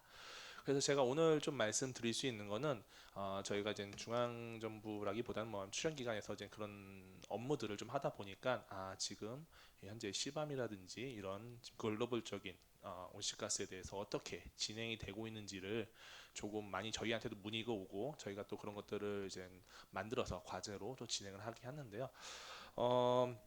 아시다시피 지금 온실가스라든지 목표관리제, 배출권거래제 관련해서 벌써 이러한 제도가 생기고 시행한 지 벌써 10년이 넘게 지냈습니다. 근데 이제 이거가 좀 어느 정도 익숙해지다 보니까 또 이제 이러한 글로벌적인 문제로 또 다시 이제 또 급변하게 되다 보니까 아마 앞서 발제하신 것처럼 업체들이 내용을 잘 몰라요. 말 그대로 지금 이제 온실가스를 이제 이해하고 이제 10년이 넘는 시간에 이제 그나마 이제 이해를 했는데 이제는 또 다시 글로벌적으로 간다. 그러면 또 뭘 준비해야 되지? 이런 것들이 매우 지금 부족한 상황이라고 저는 판단을 하고 있습니다. 그래서 이제 앞서 발제에서 나오긴 했는데 작년 같은 경우에 아마 처음 그런 출연기관에서 이런 과제들을 진행한 것 같아요. 이제 한국에너지공단에서는 이제 시밤 대응 온실가스 감축 시범 사업 그리고 환경공단에서는 한국환경공단에서는 EU 시밤 기업 지원 컨설팅 사업 이런 것들을 좀 진행한 바가 있거든요. 그런데 이제 대부분 이제 초창기 시범 사업이다 보니까 금액도 많지 않고 말 그대로 업체 수도 매우 적은 것으로 판단이 됩니다. 아마 뭐 10개에서 뭐 100개 이내예요. 근데 우리나라의 기업 수가 엄청 많잖아요. 근데 그 중에 이제 그 정도 수만 진행하다 보니까 아무리 봐도 이러한 내용에 대해 지원을 받고 싶어하는 업체들이 매우 많을 것을 판단됩니다. 그래서 저는 이제 좀 생각하기로는 그냥 좀 자발적으로 이제 참여하는 업체들은 대부분 없어요. 왜냐면 모르기 때문에 앞서 발제하시는 거와 동일하게 이 업체들이 지금 내가 이걸 준비해야 되나? 내가 이것들을 하는 게 맞을까?라는 것도 모르는 상태에서 넘어가다 보니까 어떻게 보면은 시 차원이라든지 아니면 어느 정도 뭐 지방 그런 의회에서라든지 뭐 그런 시청에서 해서 이런 것들에 대한 필요성이라든지 이런 것들을 조금 널리 알리고 그래서 이런 것들을 좀 준비하셔야 된다. 특히 수출업체 같은 경우에는 그래서 알려야 된다라고 저는 판단을 하고 있습니다. 그래서 제가 뭐 간단하게 조금 조사를 해봤는데 이제 모르겠어요. 제가 지금 표준 산업 분류 코드로 해가지고 하다 보니까 성남시에는 이제 전기전자 그리고 기계, 섬유 순으로 이렇게 업종이 좀 많이 있더라고요. 그래서 한 70% 정도가 정도 되고요. 그런데 이제 앞서 말씀을 하신 저희가 지금 현재로는 철강, 알루미늄 그리고 시멘트, 비료, 수소, 전력이 저희가 시밤 대상 목록입니다. 근데 향후에 이런 전기전자라든지 자동차, 석유화학 등도 이제 계속 품목이 확대되고 있고요. 아시다시피 알루미늄도 어떻게 보면 자동차의 기본 뭐 소재로도 많이 들어가기 때문에 이런 것들 수출할 때 분명히 이러한 규제에 타격을 좀 받을 것을 판단이 됩니다. 그래서 좀 제가 또 하나 제시하고 싶은 거는 우선은 성남시 자체 안에서 이러하게 시밤 규제를 받았을 경우 이제 문제되는 업체들을 조금 조사를 좀 하는 필요가 있고요. 그걸 통해 가지고 과연 이들한테 필요한 게 뭔지, 단순히 컨설팅인 건지, 아니면 교육인 건지, 아니면 그걸 위한 전문 인력을 양성하는 게 맞는 건지 그런 것들 좀 고민을 할 필요가 있고요. 그게 어느 정도 된다고 하면은 그걸 통해 가지고 데이터를 좀 수집을 하는 거죠. 그렇게 되면은 결국 이거를 또 정부한테 건의를 할 수가 있고요. 지금 이제 뭐 앞서 그 발제 자료에서 보신 것과 같이 현재 지금 시범이 시작된 겁니다. 말 그대로 시작이 됐지 어떻게 언제까지 뭘 하겠다라는 것은 아직 정확하게 규제가 되어 있지 않고, 그리고 그 기준도 아직 조금 모호한 상태입니다. 특히 자동차 같은 경우에는 많은 부품들이 들어가잖아요. 그래서 현재 제가 이제 뭐 확인한 바로는 자동차의 그런 부품들도 현재는 나라마다 서로 규격이 틀리고 기준이 틀리다 보니까 아마 이러한 것들을 좀 서로 간에 매칭하는 그런 것들을 지금 현재 진행하고 있는 걸로 저는 알고 있어요. 이 말뜻은 우리나라도 결국은 이런 EU라든지 이쪽에 우리나라 데이터를 가지고 또 요청을 해서 우리나라는 이 정도 되는데 어느 정도까지 그 조율할 수 있는 저희만의 백데이터를 좀 가지고 있으면은 그것들이 어느 정도 나중에 신뢰성 있게 얘기할 수 있는 부분 되고, 어떻게 보면 우리 정부가 우리나라가 수출할 수 있는 제품에 대한 또 어느 정도 경쟁력을 가질 수 있는 부분이라고 판단이 됩니다. 그래서 이런 데이터를 만드는 거, 거기에 대한 또 프롬 성남부터 시작할 수가 있겠죠. 뭐 여러 가지. 그래서 이런 것들에 대한 데이터, 그리고 기업 자체의 니즈 파악이 조금 중요하다고 판단되고 있습니다.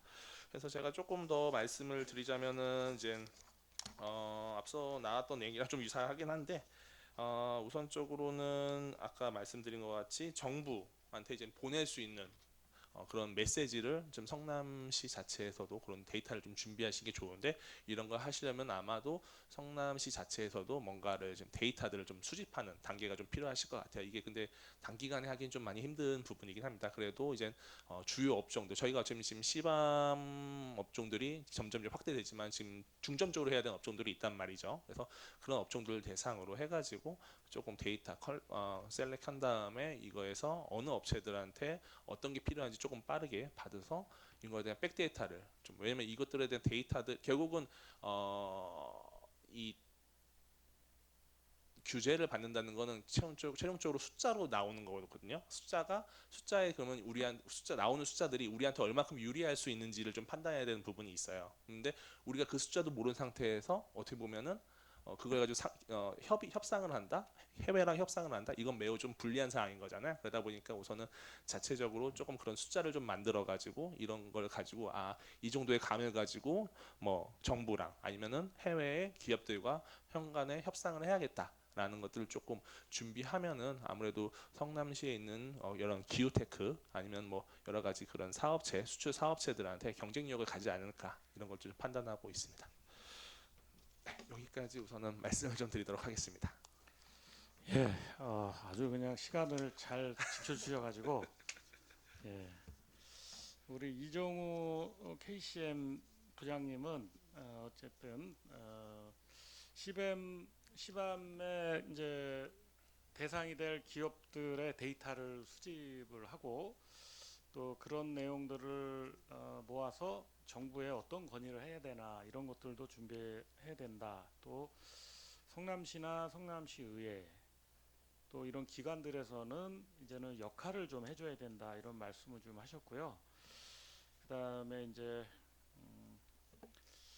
하여간 우리 성남시에서 최대한 조사를 많이 하고 준비를 해서 어떤 대응을 준비해야 된다, 이런 말씀을 좀 많이 해주셨습니다. 예, 세 번째로는 우리 한국조달연구원의 박희택 박사님의 토론이 있겠습니다. 예, 말씀해 주시기 바랍니다. 감사합니다.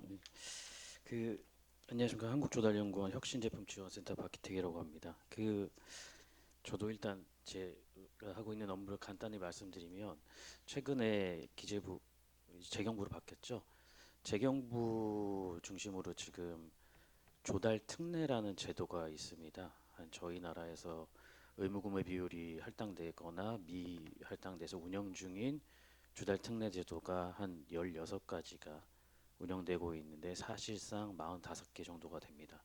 그 중에 하나가 녹색 제품 인증 제도고, 그 안에 탄소 배출, 탄소 저감이라는 이슈가 포함되어 있어서 기후부도 굉장히 큰 이슈를 가지고 있는데, 이거를 각각이 운영하고 있는 지정 제도, 인증 제도를 효과성을 점검하는 업무를 지금 하고 있습니다. 그래서 매년 3년마다 이제 평가를 해서 어떤 식으로 재경부에서 이제 그 결과를 정책적으로 판단을 할지에 대해서 큰 이슈가 되고 있고, 오늘 김익 박사님께서 말씀해주신 탄소 저감이나 그 효과에 대해서도 굉장히 기후에너지부에서도 굉장히 큰 관심을 갖고 있는 부분입니다. 왜냐하면 정량 지표를 저희가 건의를 드렸는데 사실상 그 부분에 대해서 워킹이 제대로 되고 있지 않았거든요. 그래서 그 부분을 지금 업무를 담당하고 있고, 또 하나는 저희 센터가 혁신 제품 지정 제도라고 해서 예를 들면 오늘 말씀 주신 탄소 저감에 대해서 뭔가 규제를 하게 되면 그 기준이 생기게 될 거고, 그거에 대해서 측정을 하고 그 효과성을 점검하게 될 텐데, 거기에 따르는 제품이나 기술들이 만들어지면 정부에서 먼저 한번 구매를 해주는 제도입니다. 그래서 기업분들이 만든 그런 여러 가지 물품이나 서비스나 물품과 서비스가 결합된 융복합 제품들을 지정하는 그런 제도를 운영하고 있습니다. 이 정도로 말씀드리고요. 오늘 뭐 토론회라 그래가지고 일단은 그 마음 가볍게 참석해달라고 그래가지고 했는데, 그래도 제가 이 부분에 대해서 공공조달 영역이랑 탄소 중립, 제품 탄소 규제랑 어떻게 하면 좀 엮일 수 있을지에 대해서 좀 고민을 좀 해봤어요. 그래서 제가 일단은 저 이제 탄소 관련된 전문가는 아니지만 조달 영역에서 어떤 식으로 좀 접목하고 있는지, 어디서부터 문제 인식이 좀 있었는지에 대해서 좀 살펴보았는데, 그 부분을 좀 설명드리도록 하겠습니다. 제 토론에 관한 발제 내용은 공공조달에서 과연 어떤 역할을 해야 하는지의 부분에 대해서 좀 정리를 했습니다.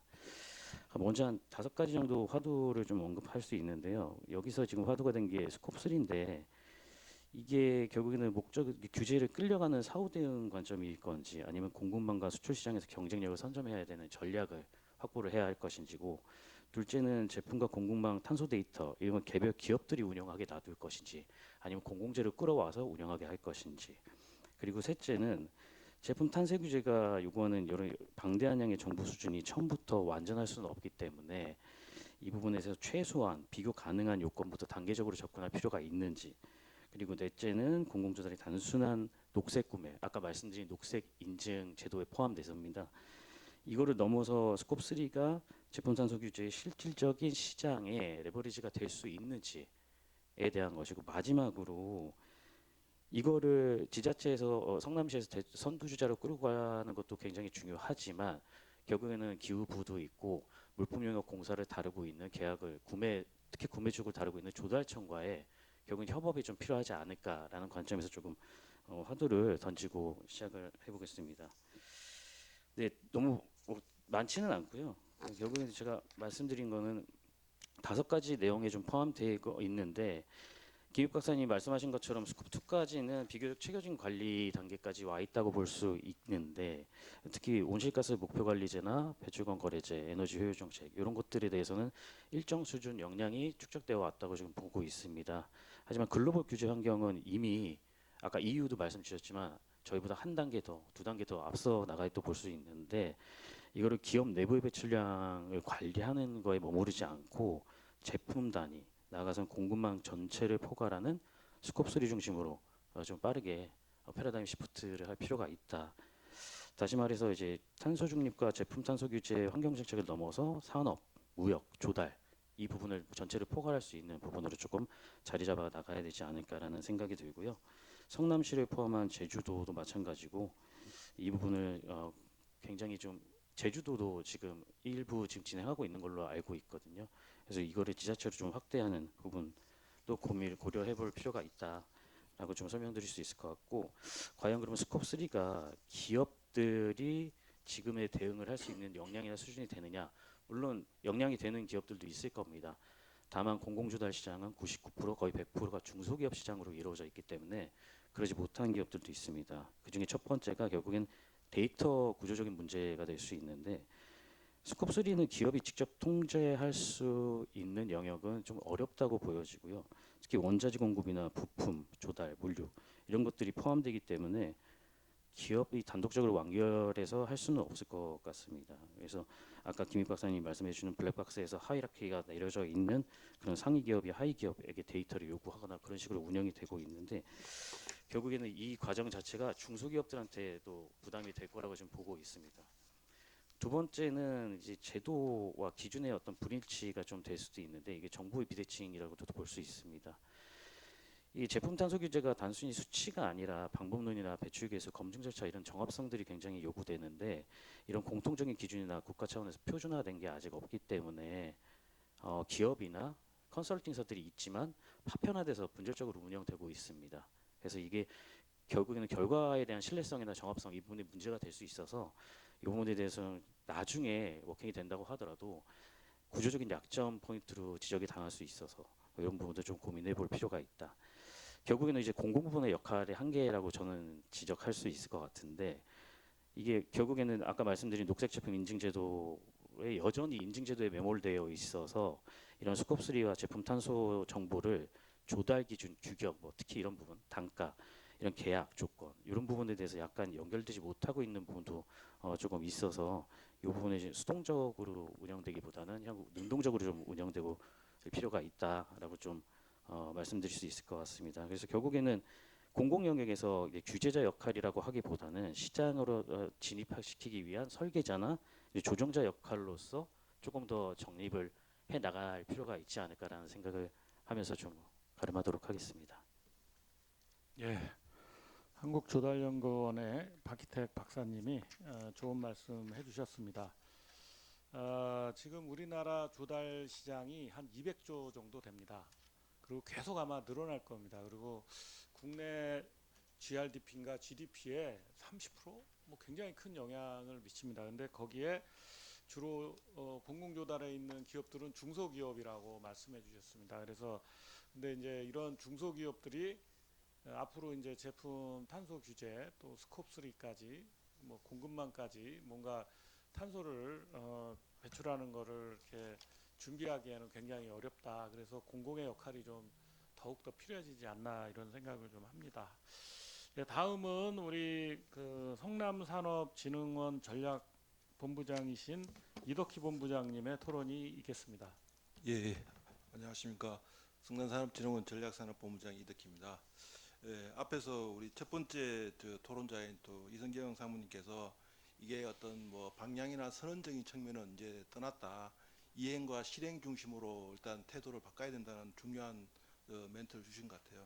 저도 그런 부분에 공감을 하고 실제 이게 또 지자체가 중소기업은 지자체가 좀 중심이 되어서 실행과 그 행동 중심으로 해서 성과를 만들어가는 쪽에 좀 집중해야 되는데 앞에 두 번째 토론자에서 얘기했지만 이게 한 15년 전부터 시작했는데 아직까지도 계속 그 오늘 발제자가 좋은 주제 발표해 주셨지만 이런 규제는 계속 강화되어 나가는데 선언적이고 방향적인 측면만 계속 논의되고 있는 것 같습니다. 그래서 실제 그 두 번째 또 이제 그 이종우 토론자께서 얘기한 것처럼 데이터의 중요성 이건 이제 환경의 구제가 아니고 LCA 같은 걸 하려 그러면 데이터와 기술이 기반이 되지 않으면은 절대 LCA를 만들어낼 수가 없습니다. 그래서 실제 LCA를 하기 위해서는 그런 부분들이 중소기업이 하기에는 상당히 리소스 측면이나 시간적인 측면이 상당히 어려운 부분인데 그걸 지자체가 정책적으로 입안을 하고 그 중소기업들을 더 지원해 줄 수 있는 어떤 그런 것들이 그 마지막에 이제 세 번째 얘기하신 것처럼 공공의 역할이라고 저도 생각되거든요. 그런데 그런 준비들이 거의 이루어지지 않고 아직까지도 계속 선언되고 있었는데 오늘 뭐 26년 들어가지고 또 의원께서 첫 출발을 아주 중요한 또 ESG를 하도록 꺼내주셔가지고 이걸 필두로 해서 우리 성남시는 좀 실행 모드로 전환하는 어떤 그런 쪽에 그 됐으면 그 생각이 듭니다. 그래서 제 나름대로 제가 생각해 본 거는 제가 이제 진흥원 쪽에 작년 7월 7일부로 부임해 가지고 그 전에 이제 실제 포스코 쪽에 그 철강사에 있었기 때문에 앞에 이제 그 대표님께서 발표하신 것처럼 거의 뭐 그 석탄 화력 발전소라든지 철강사가 이 탄소 배출의 주 요인이기 때문에 저는 2010년도에 제가 연구소장을 하면서 이제 실제 그 제조업체들은 다 그 MES라는 생산 제조 시스템이 기반 인프라가 있습니다.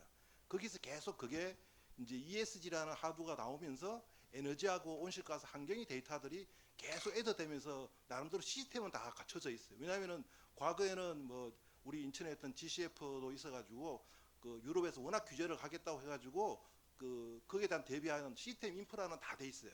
다 돼 있고 그래서 보통 제조에 대한 원가 상승은 이제 보험을 중심으로 하는데 비료 머터리 안에 가면은 에너지라는 팩터가 딱 들어 있어요. 그래서 그걸 가지고 이게 온실가스를 얼마큼 배출하는지 시스템적으로는 그 다른 대기업은 잘 모르겠지만 아마 비슷할 거예요. 팩토리, 그러니까 팩토리 에너지 매니지먼트 시스템을 해가지고 MS 플러스 그 EMS로 해가지고 시스템은 다 갖춰져 있어요. 벌써 그게 최근에 AI 빅데이터 기반으로 가면서 좀 더 스마트해지고 하기 때문에 제가 그거 직접 플랫폼을 만들면서 그 이름 자체가 포스프레임인데 그거 가지고 포스코의 어떤 등재 공장으로 해서 스마트 팩토리 인정도 받고 한 것처럼 인프라는 다 준비해놨어요. 그래서 실제 지금 포스코 같은 경우는 이제 나름대로 아예 이제 그 철강의 어떤 생산 방법을 그 수소 기반으로 해서 수소 환원 제철로 이제 연구를 하고 있는 거고 그거는 상당히 롱텀의 어떤 과제인 것 같습니다. 그래서 실제 그 기존의 어떤 대기업들은 나름대로 그런 어떤 규제에 대비하기 위해서 나름대로 준비를 하고 있어요. 그렇지만 중소기업들은 상당히 자기가 생각했던 아이디어를 가지고 사업에 몰입하다 보면 이런 부분을 대응하기 상당히 어렵습니다. 그래서 그 세 번째 얘기해 주신 것처럼 박사님처럼 이 지자체 공공이 이제 더 이상의 어떤 선언 중심보다는 하나하나 정책을 입안해 가지고 기업들을 어떻게 도와줄지를 좀 얘기를 해야 될 것 같아요. 그래서 첫 번째 그 토론 내에 나왔던 것처럼 이 사업장 중심의 탄소 관리에서 이제는 제품 공급망입니다.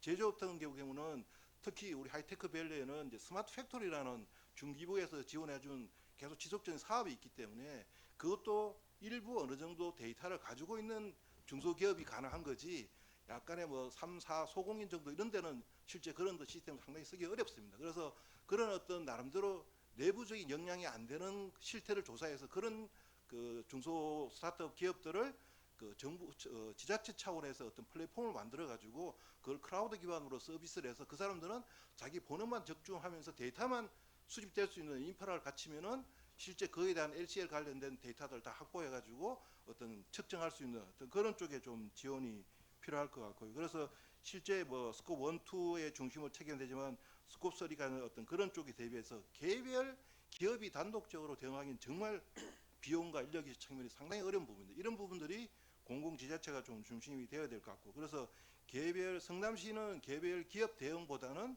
이 도시 단위의 이제 공급망 대응 체계를 구축하는 것이 좀 정책으로 좀 검토해야 될 필요가 있을 것 같고요. 두 번째는 아까 말씀드린 것처럼 그 우리 토론자가 얘기했는데 환경 규제가 아니고 데이터와 기술의 규제입니다. 그래서 이게 이제 AI, ICT 데이터 기반으로 해서 이 경쟁력을 정책을 좀 재정립해야 될 부분이 있다고 생각합니다. 이렇게 탄소 발자국을 산정한다든지 제품 및 공급망 데이터를 공개하고 이 설계 기준을 준수하고 앞에 말씀하신 표준화를 어떻게 우리가 선제적으로 할 건지 이런 부분들이 좀 적점적으로 정책이 입안이 되어 될 것 같고 세 번째는 이제 성남시의 기업 구조를 고려하면은 이 좀 차별화된 정책이 되면 대응이 필요할 것 같습니다. 그래서 아까 스마트 팩토리도 얘기했지만 이게 기존에 적시 대응이 필요한 기업이 있고 중기적으로 대응한 기업이 필요 있고 이 관찰을 필요해서 좀 더 교육이 필요한 기업이 있는데 이 교육도 실제 어떤 그런 레벨에 맞춰가지고 맞춤형 어떤 교육을 해서 그 변화에 대한 인식 특히 우리가 안전에 불감증이 있는 것처럼 똑같이 환경도 이게 제조업체에 따지면은 이건 원가에 아무 플러스면 되지 뭐 도움이 안 되기 때문에 계속 눈치 보고 있는 입장이기 때문에 예를 들어서 제 생각에는 좋은 솔루션이나 관내 기업들이 만든다 그러면은 이거를 뭐 안전처럼 뭐 보험 상품으로 만들어 가지고 기업들이 그걸 도입했을 때 그에 대한 어떤 베니핏을 준다든지 이런 어떤 정책적인 그 입안을 해서 보험 상품으로 연계하는 쪽도 검토할 수 있을 것 같고요. 그래서 실제 이런 거를 좀 바탕으로 해서 제가 생각하는 건 이제 그 성남산업진흥원 제가 또 이제 성남산업진흥원에 근무하다 보니까 저희들 여기 이제 우리 식구들도 와 있지만 작년에 저 나름대로 우리가 이제 기후 테크 지원 사업을 그 작년부터 신규 사업을 해서 잘 지금 정착하고 있어요. 그래서 올 한 3, 4월 달 되면 이제 상대원동에 이제 기후테크 지원 센터가 이루어집니다. 그래서 제 생각에 이걸 중심으로 해서 성남형 제품 탄소 규제 대응한 원스톱 지원 체계를 좀 구축해보고 싶은 것이 이제 그거는 옆에 계신 뭐 산단공이나 상공해수처하고 좀 협의를 해서 그런 어떤 기후 지원 센터 내에 그 원스톱 체계 지원 창구를 만들어 놓고 우리 뭐 기업이 SOS 있는 것처럼 이 탄소에 대해서 이거에 대한 인식 교육이라든지 전주기 지원 체제가 어떻게 앞으로 가는지 교육도 할 수 있는 그런 부분들을 좀 계획을 생각하고 있고요. 그다음에 두 번째는 이제 탄소 중립 대응에서는 기업 경쟁력 강화 사업에 대한 정의가 좀 재정의가 좀 필요할 것 같아요. 기존의 어떤 탄소 규제 대응을 위한 R&D라든지 스마트 공장, ESG 수출 지원 사업도 이 탄소 데이터와 연계된 사업을 우리가 좀 과업 지지서에 나갈 때도 그렇게 좀 이렇게 선대적으로 움직이게끔 시장에 움직이게끔 만들어줘야 되는데 대부분 다 사업들이 그냥 기존에 우리 뭐 바이오 헬스라든지 따로따로 이렇게 놀리는데 거기 내에는 ESG를 감안한 어떤 그런 그 과업 지시가 좀 만들어져 가지고 그 데이터 사업과 결합되는 그런 쪽으로 해놓는다면 나중에 그 데이터가 수집돼 가지고 우리가 빠른 시간 내에 어떤 그런 LCA를 대응할 수 있는 체계가 만들어질 것 같고요. 그래서 마지막으로 이제 이 우리 뭐 성남시라든지 우리 시의회라든지 저희 진흥원 또 산단공 상공회에서 각종 유관기관들이 이 중장기적으로 이 협력 거버넌스 체계가 좀 구축이 좀 필요할 것 같습니다. 그래서 이 부분은 작년에도 우리 산단공하고 상공회의사하고 좀 얘기한 분도 있고 우리 제가 와서 보니까 성남시가 그 한 8개 그 출자 기관이 있습니다. 오늘 이제 의원님 계시니까 좀 건의드린 부분인데 이게 실제 전체적으로 이게 산재되어 있는 부분을 좀 이렇게 협의체를 만들어서 이 거버넌스 체계가 좀 만들어져야 될 것 같아요. 그래서 출자 기관 8개에다가 제가 오늘 오전에 그 라이즈 사업 그 성과 1차 연도 포럼 하는데 가천대 갔었는데 4개 대학이 있습니다. 4개 대학 내에도 똑같이 ESG 교육 모든 걸 다 하고 있어요. 근데 또 그것도 따로 놀고 있고 실제 대부분 다가 그다음에 또 우리 관내 보면은 그 실제 또 그 다른 기관들이 많기 때문에 그 같이 협의체를 좀 이걸 조례로 만들어 가지고 나름대로 전체적인 어떤 그 서로 하고 있는 일에 대한 공유도 하고 그 시에서 어떤 정책 위반이 됐을 때 이걸 어디가 기관이 뭐 협동해서 좋은 건지 단독 기관이 하는 게 좋은 건지 학교와 연합해서 좋은 건지 거버넌스의 그 협의체 기구를 우리 경제환경위원회 산하에다가 이 협의체를 하나 만들어 가지고 그건 뭐 기존에 있는 공공기관장들 장하고 우리 유관기관들하고 같이 대학들하고 같이 한다 그러면은 이런 난제들을 어떤 식으로 단계별로 저하고 지금 시에서 직접적으로 용역 발전이 나고 있는 사업들이 상당히 많이 있습니다. 대부분 다 이거는 지속성이 있을 수가 없습니다. 왜냐하면 단타선으로 끝나는 거예요. 이런 것들을 협의체를 통해서 발주가 나가고 하면 그에 대한 부분들이 실행 레벨까지도 검토할 수 있고 이 피드백이 돼서 그 다음에 넥스트 연도에 어떻게 해나가야 되는지를 성과를 점진적으로 어떤 데이터 기반으로 의사결정을 해나갈 수 있게끔 이런 거버넌스 체계가 없는 부분들이 작년에도 우리 또 조수시 의원님이 또 우리 저 마이스 관련해서 토론회 해가지고 제가 그 모든 게 성남시에는 이 거버넌스 체계가 없기 때문에 각자는 다 잘하고 있습니다. 이제는 그렇게 해서 성과가 나오기 상당히 어렵기 때문에 이게 거버넌스 체계를 만들어 가지고 좀 더 시너지를 극대화시키고 같이 힘을 합치는 그런 쪽 부분이 좀 필요할 것 같아 가지고 그래서 뭐 마무리 말씀드리면은 이 뭐 제품 탄소 규제 대응은 앞에서 계속 얘기했지만 단년도 사업이 아니라 이 성남 산업의 미래를 경쟁을 좌우하는 핵심 이제 앞으로의 전략 산업으로 아마 육성이 돼야 될 부분이기 때문에 이 실제 이런 부분들이 그 제가 생각에는 올해는 이 협의체를 중심으로 해서 그 우리가 작년에 이제 기후테크에서 비전 선언을 한 것처럼 그 이후에 이제 저희 기후 지원 센터가 성남 시내에 이제 관내에 만들어지면은 이걸 중심으로 해서 협의체가 좀 지원이 되고 한다 그러면은 조금 더 일관성 있고 좀 성과를 창출해 나가면서 우리가 기후 변화에 대응할 수 있지 않을까 하는 생각이 들었습니다. 예, 이상입니다. 예, 우리 그 이덕 기본부장님이 11분. 네, 아니 그러니까 저는 이제 우리 산업진흥원에 그 이렇게 훌륭하신 본부장님 계셨는지 지금 몰랐네요.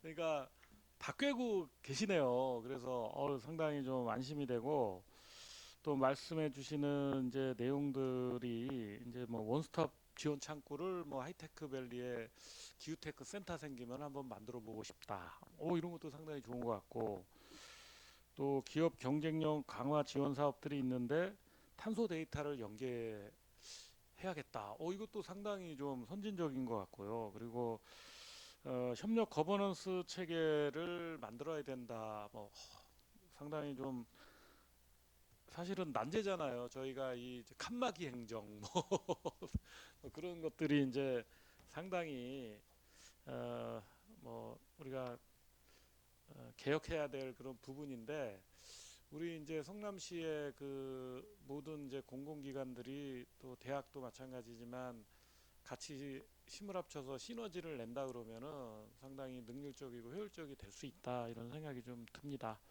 좋은 말씀 감사드리고요. 예, 다음은 마지막으로 지강근 성남산업단지 공단 전무이사님의 토론이 있겠습니다. 우리 지강근 이사님은 우리 시의원 선배님이세요. 그리고 옛날에 부의장님까지 아마 하셨습니다. 그래서 하이테크밸리 잘 아시고 또 거기서 단지공단에 산업단지공단에서 오래 근무하셔가지고 상당히 하실 말씀이 많으실 것 같습니다. 예, 토론해 주시기 바랍니다. 예, 제가 맨 마지막에 하기 때문에 제일 지루한 시간입니다. 할 말은 많으나 또 7분 이내에 또 해야 되기 때문에 그 압축해서 김희 박사님 그 발제 자료 미리 받아봐서 학습을 좀 했고, 또 저희가 이 공급망 탄소 관리에 관한 그 기능과 역할을 하고자 하는 그 산업단지 관리공단의 이제 정책 사업들을 이제 올해 좀 본격적으로 준비를 하고 있습니다. 물론 이제 2년 전에 그 이후에 이제 공급망 실사법이 제정이 돼서 뭐 독일이나 이런 나라에서 먼저 또 실사법이 제정이 되고 유럽에서 확산되고 또 이것을 우리 한국의 대응들을 우리가 지켜보면서 이것이 과연 그 지자체 주도로 기후 중립에 대한 대응들을 실행에 옮길 수 있는 상황이 됐는가라고 하는 이제 그 자체 질문을 좀 해봤습니다.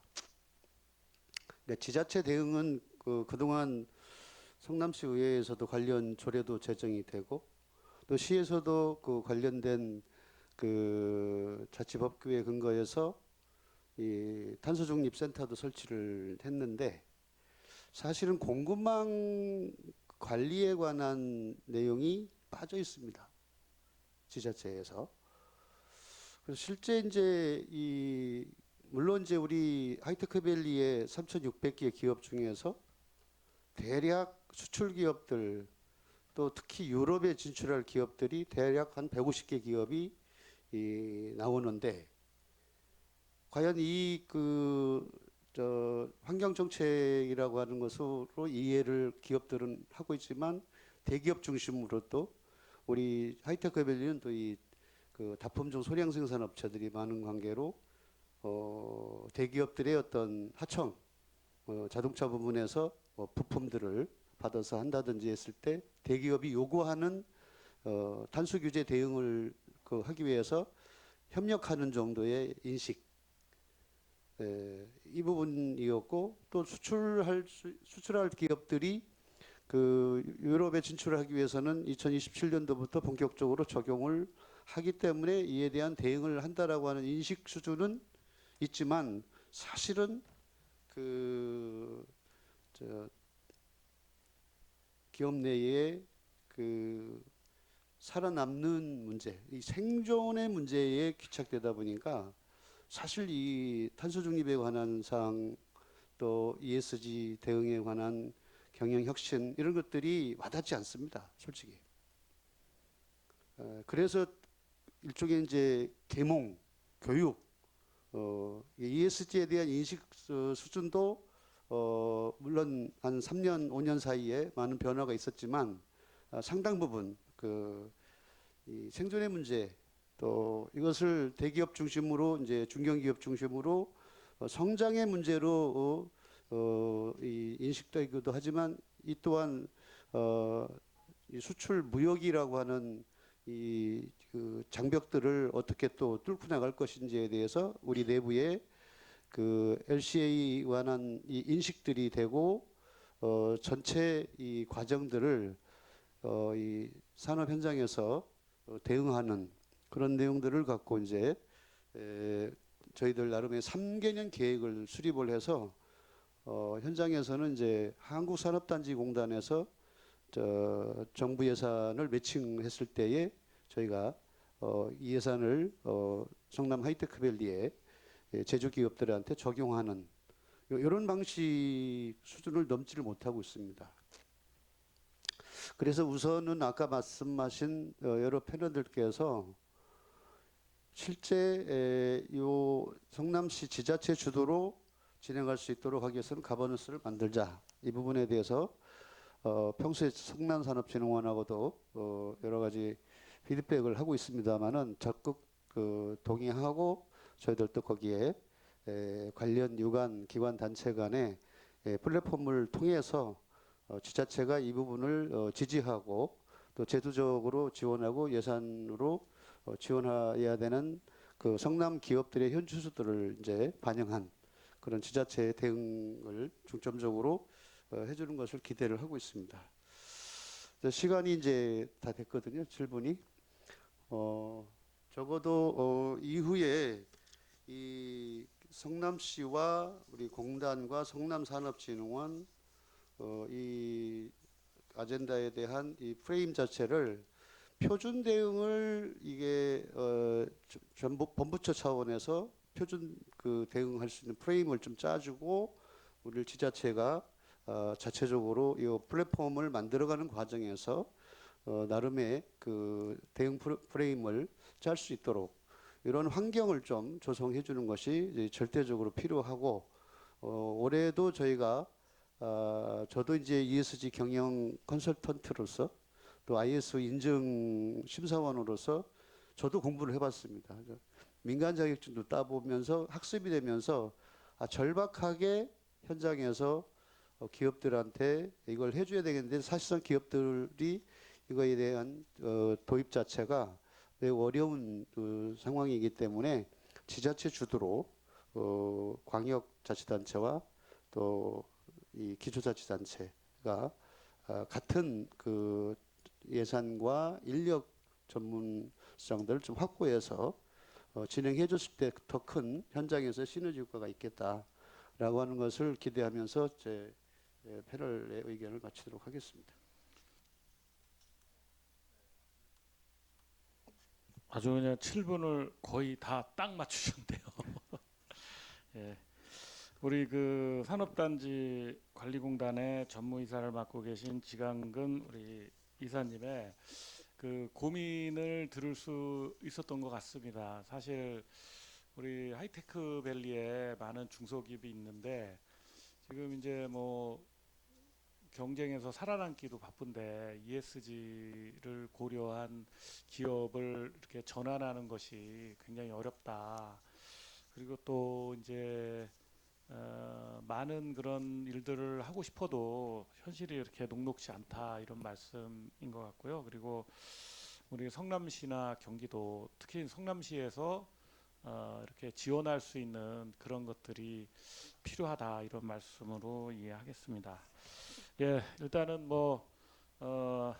토론을 한번 들어봤는데요. 오늘 이제 발제를 하신 우리 김익 우리 박사님이 토론을 들었으니까 한번 좀 말씀 좀 해주시죠.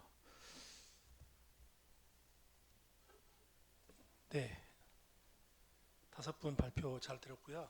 어쨌든 지금 ESG에 대한 이야기를 많이 해주셨습니다. 그래서 저는 ESG에 대해서 한마디만 좀 드리고 싶습니다. 성남시도 그렇고요, 정부도 그렇고요, 우리나라 웬만한 공공기관 중에서 ESG에 대한 이야기를 안 하는 기관이 없습니다. 근데 ESG가 불과 5년 전만 하더라도 ESG란 말은 누구도 꺼내본 적이 없을 정도로 그랬는데 어느 순간 갑자기 ESG가 우리 사회에서 화두가 되고 있거든요. 그 왜 그런가 그걸 쭉 뒤져보면은 결국은 그거죠. 글로벌 투자자들이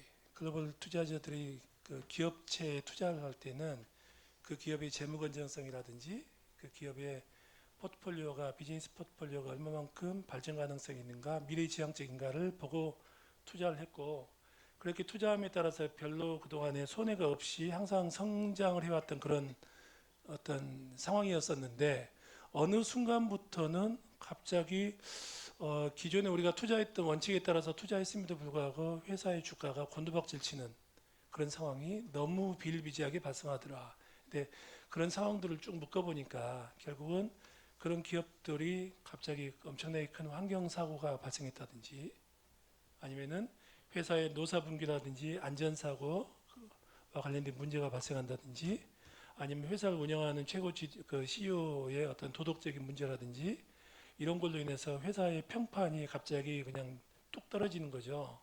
근데 결국 우리가 그걸 어떻게 하느냐? 핸드폰 때문에 합니다. 핸드폰 때문에. 핸드폰이나 인터넷 때문에 전 세계 모든 정보를 실시간으로 파악할 수 있는 시대가 되다 보니 이제는 기업에 대한 각종 리스크 정보가 다 우리한테 들어오는 거고 그걸 알기 때문에 그 기업의 어떤 이제 평판 리스크가 뚝 떨어지는 그런 상황입니다. 근데 그게 결국에 뭐냐면은 환경 리스크가 E고요. 기업의 안전보건 문제가 S고요. CEO의 도덕적인 불감증이 G입니다. G. 그래서 투자자가 그동안에 투자했던 것 중에서 그 재무 건전성이라든지 포트폴리오 보고 투자하는 시대에서 이제는 손해 안 보려 그러면은 그 기업의 환경 문제라든지 그다음에 소셜 이슈라든지 그다음에 지배자들의 그 회사 그 CEO들의 어떤 도덕적인 문제라든지 이런 부분까지도 이제는 투자 여건에 고려해야 되겠다. 앞으로 그런 정보가 투명하게 공개가 되지 않고 그렇지 그런 기업들이 그런 것들에 대해서 신경 쓰지 않은 기업들에 대해서는 앞으로 투자하지 않겠다. 이것 때문에 ESG가 나온 겁니다. 결국은 어떤 그런 상황들 종합적으로 비춰봤을 때 기후변화 문제도 사실은 따지고 보면 여기서 말하는 이해 문제 중에 하나입니다. 결국은 환경 문제라든지 그밖에 여러 가지 이슈들은 결국은 다 투자 관련되어 있습니다. 투자하고. 그래서 우리나라 대기업들이 투자를 받는 데 있어서 그동안에는 중소기업들에 대해서 별로 신경을 안 썼는데 이제는 글로벌 투자자들이 니네만 잘하지 말고 니네 공급망까지 니네가 제대로 관리 안 하면 앞으로 니네한테 이제 투자 안 할 거야. 이런 시대입니다. 그러니까 우리 공급망들이 그 부분을 잘 모르고 있는데 이제는 우리한테 지금 당장은 닥쳐오지 않더라도 불과 2, 3년 사이에 어찌됐든 우리한테는 닥치는 문제다. 라는 것을 기업들한테 많이 인식을 시켜줄 수 있는 어떤 채널들이 다양하게 좀 많이 있었으면 좋겠다. 근데 그게 아까도 말했지만은 정부는 모든 데를 다 커버할 수 없기 때문에 이제는 찾아가는 서비스를 하려고 그러면은 결국은 지자체의 역할이 가면 갈수록 중요해지지 않겠나 하는 생각을 해봤습니다. 예, 이상입니다. 예, 잘 들었습니다. 우리 발제하신 우리 김익 박사님이 어쨌든 앞으로 대한민국의 수많은 기업들을 이끌어 주시기 바라겠습니다. 예, 그리고 우리 이제 사실 뭐 토론회라고 했는데 사실 그 오늘 발제 내용 가지고 지금 성남시에서 성남시 기업과 함께 이렇게 토론을 하기가 좀 어려운 주제 같아요. 그래서 오늘은 그냥 뭐 한번 공부하는 기회였다 이렇게 생각을 좀 해주시고요. 또 우리 이제 성남산업진흥원의 본부장님이 또 이쪽에 오늘 보니까 상당히 해박하신 것 같으니까 좀 든든합니다. 그래서 사실 우리 기업 지원과 기업 우리 혁신과장님 가셨죠? 누구 우리 팀장님 누구 있나? 그러니까 이게 우리 성남시 하여튼간 기업 혁신과인지 지금 우리 지원과에서 이렇게 관심이 없는 거예요 지금. 아니 그러니까 이게 사실 산업진흥원에서도 뭔가 준비를 하지만 이 기업 혁신과에서도 그냥 뭐 하이테크 밸리 관련돼서 뭐 기업 리뉴얼 뭐 이런 부분들이 아니라 거기 4천여 개 기업들이 이제 닥친 상황에 대해서 뭔가 대응을 아주 그냥 구체적으로 여러 가지 방향으로 고민하고 그 지원을 해야 되는데 그냥 행사에 그냥 오라니까 와서 그냥 뭐 체면 치레하고 그냥 다 가신 것 같은데 뭐 바쁘겠죠. 근데 상당히 오늘 이제 의미 있는 자리고 또 앞으로 이제 성남시의 미래 곧 닥쳐올 미래죠, 그죠? 그래서 이런 제품 탄소 규제에 대한 기업 지원에 대한 고민을 하는 자리다. 이런 자리에서 좀 과장님이 끝까지 안 계신 거로 좀 안타깝네요. 예, 우리 저기 오늘 토론 멀리서 많이 오셨는데 제가 이제 한 말씀 더 하고 싶다 이런 분이 있으면은 좀 해주시기 바랍니다. 한 말씀 더. 그러면은 우리 플로어에서 질문을 좀 해주시기 바랍니다. 죄송합니다. 그래서 마이크 좀 저쪽에 갖다 주시고.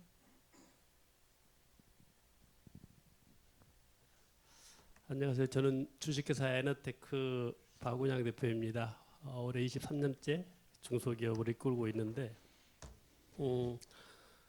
지금 여러 패널들께서 말씀해 주신 것처럼 탄소 중립, 탄소 대응을 만드는 전략은 글로벌 시장에서 꼭 필요한 것 같습니다. 근데 이거 이제 생존의 문제거든요. 시장에 그 시장을 뚫고 들어가기 위해서는 이걸 도입하면 가격이 비싸져요. 그럼 가격 경쟁력이 떨어지고. 근데 그걸 안 하기 위해서는 그걸 안 하면 이제 뒤처져서 장기적으로 이 시장에 도태될 거라 자명하기 때문에 중소기업에서 하고 싶은데 뭘 어떻게 누가 이게 좀 질문이 남습니다. 그래서 저도 이제 궁금했던 게 우선 우리 김익 대표님한테 이 지금 글로벌 스탠다드가 유럽을 중심으로 이게 먼저 시행이 되고 있는 걸로 알고 있는데요. 글로벌 스탠다드의 지금 수준이 어디까지 하고 있는지 좀 궁금합니다. 예를 들면은 세계 강대국이라고 있는 미국 바이든은 여기에 참여했지만은 트럼프는 여기 탈퇴해서 동조를 안 한 걸로 알고 있는데 결국 글로벌 스탠다드가 좀 정해져야 이게 좀 끌고 갈 것 같은데 지금 세계 글로벌 스탠다드는 어느 정도 수준에 와 있는지 그게 좀 궁금하고요. 두 번째는 이게 중소기업들한테 앞으로 5년, 10년 후에 이 길로 가려 그러면은 기본적인 가이드라인, 매뉴얼 정도는 되어 있으면서 스코프 1, 2, 3 각 부분에서 어떻게 중소기업이 갈 부분 어떤 거, 중견기업, 대기업이 갈 부분 어떤 부분 이렇게 좀 가이드라인이 됐으면 좋겠는데 그런 것들이 사실 뚜렷하지 않은 것 같아서 준비하고 싶어도 뭘 어떻게 언제까지 할지 이런 부분들이 상당히 생존의 문제와 직결되기 때문에 어려운 것 같습니다. 그래서 여기에 대한 한번 고견을 듣고 싶습니다. 그 규제와 관련돼서 글로벌 규제는요. 규제가 나오기 전에 반드시 뭐가 나오냐면 ISO와 같은 글로벌 스탠다드가 반드시 먼저 나옵니다. 왜냐하면 규제가 나오려고 그러면 누군가 규제 대응하려고 그러면 매뉴얼이 필요하잖아요. 그 매뉴얼이 필요한데 그 매뉴얼이 ISO 국제 표준입니다. 근데 국제 표준을 제가 우리 이쪽 제품 환경 규제와 관련된 국제 표준 회의에 제가 환경부 산하기관에서 관련 업무를 오래 하다 보니까 한 13년 정도 한국 대표로 그 업무를 국제 표준 회의를 제가 참석을 했습니다. 가서 보니까 주로 유럽 애들이 중심이 돼서 이끌고 가는데요. 걔네들은 뭐 이거 갑자기 뭐 이거 필요하니까 하자 이런 식이 아니고요. 저는 깜짝 놀랐는데요. 독일에서 이쪽 관련된 규제가 만들어져서 독일의 그 업체 가서 그 기관이죠. 기관 가서 물어봤더니 너네 이거 언제부터 준비했어? 그랬더니 벌써 100년이 넘었대요. 100년을 역으로 추적해 보니까 2차 세계대전 전인 거예요. 그 전부터 걔네들은 그거와 관련된 다양한 어떤 경험을 갖고 있고 데이터도 있고 그러한 것들 통해서 나름대로 베스트 프랙티스가 다 만들어져 있는 사례에서 걔네가 국제 표준을 만들었고 그 국제 표준이 만들어지는 시점에서 규제가 나오는 거예요. 그러니까 이미 EU는 세팅이 끝난 겁니다. 그런 상태에서 야 니네 이제 우리가 만들어 놓은 장에 들어와 이제 그런 상태라서 우리는 어찌됐든 그 부분에 대해서 뭔가 열심히 하지 않으면은 앞으로 계속 도태가 되는 시대인데 작년에 딱 이맘때쯤에 제가 산업부에서 자동차 아까 말했던 자동차 규제 때문에 산업부의 규제 대응 어떤 실하고 그때 실장님하고 다 해서 제가 거기서도 브리핑을 했어요. 자동차 규제에 대해서 브리핑을 쭉 했는데 그분 하시는 말씀이 아니 미국이 트럼프가 들어와갖고 모든 걸 다 뒤집을 텐데 그 규제 가능할까요? 이런 이야기를 하더라고요. 그때 그래서 제가 뭐라 그랬냐면은 글로벌 탄소 규제는 거스를 수 없는 대세다. 다시 말하면 그 규제에 대해서 트럼프가 속도 100km라고 하는 속도로 가는 것을 80km, 70km로 속도를 늦출지언정 뒤집지는 못한다. 반대로 유턴할 수 있는 식으로는 절대로 갈 수 없다.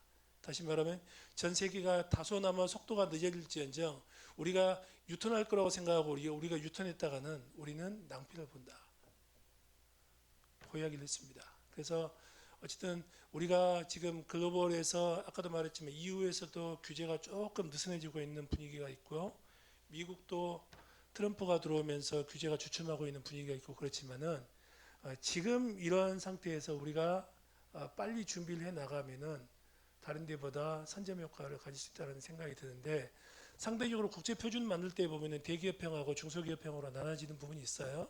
네, 그래서 중소기업에 맞는 그러한 것도 만들어서 해야 되는데 어쨌든 그 부분은 제가 볼 때는 정부의 몫인 것 같습니다. 정부에서 앞으로 그런 역할을 많이 해주시면은 우리나라 기업들이 많이 따라올 수 있는 상황이 될 것 같고요. 특히 전문 인력이 거의 없어요. 전문 인력을 많이 양성해 주는 것이 진짜 필요하다라는 생각을 해봅니다.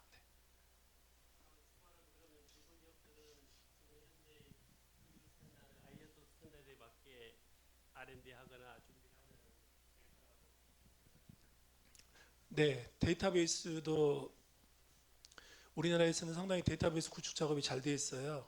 그 다음에 많은 기업들이 어떤 신뢰할 만한 데이터를 다 갖고 있기 때문에 단지 그 데이터가 있는 데이터는 다 확보가 돼 있는데 이 데이터를 어떻게 조합을 해서 최종적으로 목걸이를 만들 건가를 모릅니다. 구슬은 다들 갖고 있거든요. 근데 구슬을 예쁘게 깨서 목걸이를 만들어야 되는데 그 목걸이 만드는 방법을 모르는데 그 방법만 잘 지도해 주면 얼마든지 가능할 수 있다고 봅니다. 네, 감사합니다. 제가 그 알고 있는 범위에서 잠깐 부연 설명드리면은 그 실제 트럼프가 그 탈퇴하는 이유는 지금 제조를 다 자기 내국으로 다 이렇게 끌어들일 거잖아요. 그러니까 자기들이 약속하는 수치보다 더 올라가게 되기 때문에 그에 대한 조금 전에 그 김 박사님께 얘기하신 것처럼 늦추기 위해서 기존의 유엔에 있는 변화기구에 탈퇴하고 있는 이유가 그겁니다. 그러니까 자기들 나름대로 유럽과 지금 미국과 중국 간에 이제 러시아 간에 기대권 싸움 측면에서 트럼프가 나름대로 자국의 어떤 그런 이익을 위해서 실제 어떤 제조업을 육성시키기 위해서 어떤 그런 부분들 때문에 하고 있는 전략이라고 저는 알고 있습니다. 그럼 그저 살짝 붙여드릴게요. 어려운 거 하지 마시고요. 제가 현장에 갔을 때 에너지 월별 사용량 아세요? 명세서 있는데 직원들이 챙기겠죠. 기록이 안 돼 있으세요. 그것도 안 돼 있는데 뭐 되게 거창한 얘기를 할 필요가 없고요. 그래서 제가 에너지 사용량 엑셀에라도 써놓으셔라고 명세서 있잖아요. 모아놔라 폴더에. 예, 들어와서 시스템 아무리 가져도요. 현장에 갔는데서 그냥 없는데요. 전 직원이 안 하고 갔는데요. 전 사람 나갔는데요. 이게 현실이에요. 그래서 대표님들이 안 챙기시면 중요하다고 생각 안 하면 직원들 알아서 안 합니다. 그냥 에너지 사용량 챙기시고요. 제가 원재료 어디서 왔는지 대충 감으로 그 데이터 아니에요. 그래서 그 구매 명세서 있지 않냐 폴더에 모아놓고 원산지 어디고 요 몇 개만 엑셀에라도 기록해놔라. 그러면 이제 시스템 지원해 주러 갈 때 그거 딱 있는 회사는 딱 넣으면 딱 볼 텐데 이게 없는 회사가 AI가 할 일이 없어요. 데이터가 없으면. 그래서 가셔서 어디서 뭘 샀는지와 우리가 받게 되는 서류들을 폴더를 잘 정리하고 그 중에서 제가 물질 트래킹 말씀드렸잖아요. 그거를 폴더별로만 제발 빠뜨림 없이 최대한 모아놓으시기만 해도 그래야 뭐 정부가 갔을 때 있지. 이게 안 돼 있는데 아무리 돈 넣어도 그건 밑빠진 독에다가 물 붓기라서 제가 거긴 답이 없다 이렇게 말씀드려요. 그래서 그거부터 하시면 좋을 것 같습니다. 네.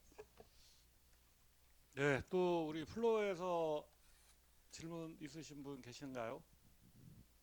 네, 우리 저기 여사님.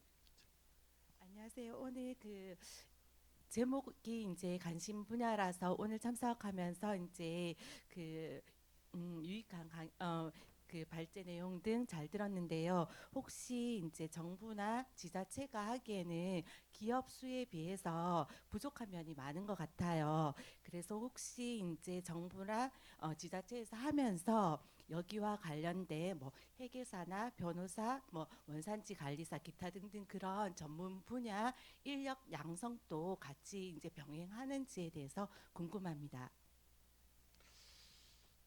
우리 김익 박사님이 뭐 어떤 인력이 필요하고 어떻게 양성해야 되는지 그걸 좀 말씀해 주시면 될 것 같은데요. 네. 그 인력 양성 때문에 제가 그 학회를 맡고 있는데요. 학회장으로서 일단은 저 학술 단체거든요. 여기에는 교수진도 우리 학회가 50명 정도 됐는데 거기서 한 30명 정도가 교수예요. 한 20명 정도는 실제 그 업무를 하시는 분들이 이제 참석하고 있는데 그 30명 교수 중에서 이 업무의 전공을 갖고 있는 사람은 저밖에 없습니다. 그 말이 무슨 말이냐면 우리나라 대학 중에서 이쪽 분야를 실제 가르치는 대학이 없습니다. 네, 그게 현실이고요. 배추권 거래나 이런 쪽도 없죠. 이번에 보니까 대학이 생겼더라고요. 이제는. 그러니까 지금 그런 상태입니다. 그래서 오히려 실제 플로우에서 관련된 일을 하고 있는 전문 인력들이 되게 많습니다. 결국 그런 사람들을 잘 엮어서 교육 프로그램을 계속 만들고 거기에 맞는 특화된 교육을 계속 만들어가는 것이 필요하지 않겠나 싶고요. 옛날에 온실가스와 관련된 것도 업종별로 온실가스 대응 매뉴얼 같은 것들이 다 만들어졌었거든요. 뭐 그런 것들 같이 얼마든지 환경 규제와 관련돼서도 규제별로 대응 매뉴얼을 얼마든지 만들어갈 수 있을 거라고 봅니다. 네. 예, 답이 되셨습니까? 예. 그 지금 이제 아까 우리 성남산업진흥원 본부장님이 우리 하이테크의 밸리에 기후 테크 센터를 지금 만들고 있어요. 그래서 그 안에다가 원스톱 서비스를 하겠다 그랬는데 어쨌든 그 기후 센터에서 클래스를 만들어 가지고 우리 이제 그 기업들의 실무자들한테 이제 제품 탄소 배출 또 온실가스 측정, 탄소 발자국 관련된 내용들을 뭐 교육 과정을 좀 만들면 좋을 것 같아요. 지금 그렇게 해서 어쨌든 우리 산업진흥원에서 교육 과정을 계속 만들어서 기업들이 와서 교육을 받고 또 실무에 적용하고 또 전문가들하고 연결시키고 그러면 뭔가 좀 해결점이 나올 것 같습니다. 예, 뭐 하여튼 또 하실 말씀 계십니까? 예, 우리 그 궁금한 사항 이제 좀 그 일종의 이제 석박사 과정 이런 거 말고 또 실제 이 그 중기부 소관이나 또 산자부 소관의 중소기업진흥공단이나 환경공단 이런 곳에서 이제 그 지금 저 공급망 탄소 관리에 대한 자격증 뭐 이런 것들이 소위 뭐 그 교육 과정들은 그 우후죽순이 있습니다. 네, 우후죽순이 있는데 그래도 최소한 정부에서 지금 중소기업 탄소중립 설비 투자 지원이라든지 그다음에 스마트 생태 공장 구축이라든지 그다음에 CBAM 대응 그 MRV 인프라 구축이라든지 이런 내용들이 이제 있습니다. 있는데 여기에 교육 과정은 있고 또 그 교육의 예산을 갖고 또 컨설턴트나 심사원들을 양성 교육시켜서 현장에 투입하는 사례는 있습니다. 그래서 작년에도 500개 기업을 상대로 산자부에서 생산성 본부라든지 한국준법진흥원이라든지 아니면 대한상공회수라든지 ESG와 관련된 내용 갖고 집중적으로 환경에 대한 책임을 다하기 위한 집중적 교육은 있습니다. 있는데 그것을 잘 활용해서 또 모집하는 시기도 있고 하니까 잘 모니터링 하셔서 대응을 하시면 좋겠고 저희들은 어쨌든 그 성남 지자체에서 이거를 탄소 중립 혁신단지로 만들기 위해서 정책적으로 정부의 전략 산업을 우리 지자체의 정책 사업으로 반영하고 성남산업진흥원은 기후테크 센터를 기후테크 관련 기업만 입주하는 게 아니라 실제 우리 이덕희 본부장이 말씀하신 사항이 되려면 예산 확충이 필요합니다. 그래서 기후테크 지원센터의 역할을 제대로 하려면 아까 말씀 나눈 그 플랫폼, 그 협의체를 반드시 그 시너지가 나도록 하기 위해서 구축을 하지 않는 한은 빛 좋은 개설구가 될 수가 있기 때문에 철저하게 지자체 주도로 기후 대응에 관한 선도도시의 역할을 선포를 했으면 그에 따른 예산이 확충이 돼야 되는 거고 그에 따른 인력은 반드시 양성교육이라도 하고 성남시 탄소중립센터도 공급망이 밀집되어 있는 곳에 탄소중립센터를 설치해서 성남 시민들하고의 캠페인 중심이 아니라 실제 생산 과정에서 소비 전 과정에 관한 이 LCA 과정에 관한 점들을 이번 기회에 지자체 주도로 기본 계획을 수립하는 것 이것은 성남시 의회 몫이기도 하고 관련된 기후에너지과나 정책기획과나 기업혁신과 이런 그리고 AI 반도체과 모든 전 부사가 이게 TF팀을 만들어서 대응을 해주지 않으면은 그 시너지가 나지 않는다. 그래서 오늘의 토론이 그래서 매우 중요한 실행의 어떤 기폭제가 될 수 있는 것을 기대합니다. 마치겠습니다. 예, 좋은 말씀 해주셨고요. 저희가 이제 탄소중립 기본법에 있는 탄소중립 지원센터를 만들었는데 너무 약소합니다. 우리 이제 뭐 하여튼 두 분의 이제 계약직 직원밖에 없고 하시는 일이 사실 그렇게 기업에 이제 탄소 기업 관련된 지원까지 하기에는 여력이 되지도 않아요.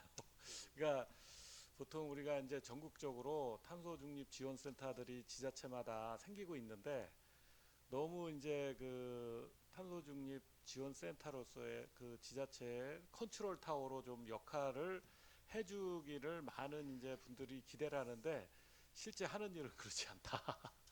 그런 부분들을 좀 말씀드리고 앞으로 이제 또 미래를 위해서 우리 탄소 중립 지원센터를 더 크게 키워가지고 다양한 분야의 어떤 기업 지원까지 포함하는 그런 센터로 좀 확대 키워야 되는 거 아닌가 그런 생각은 하고 있습니다. 예, 앞으로 그렇게 하도록 하겠습니다.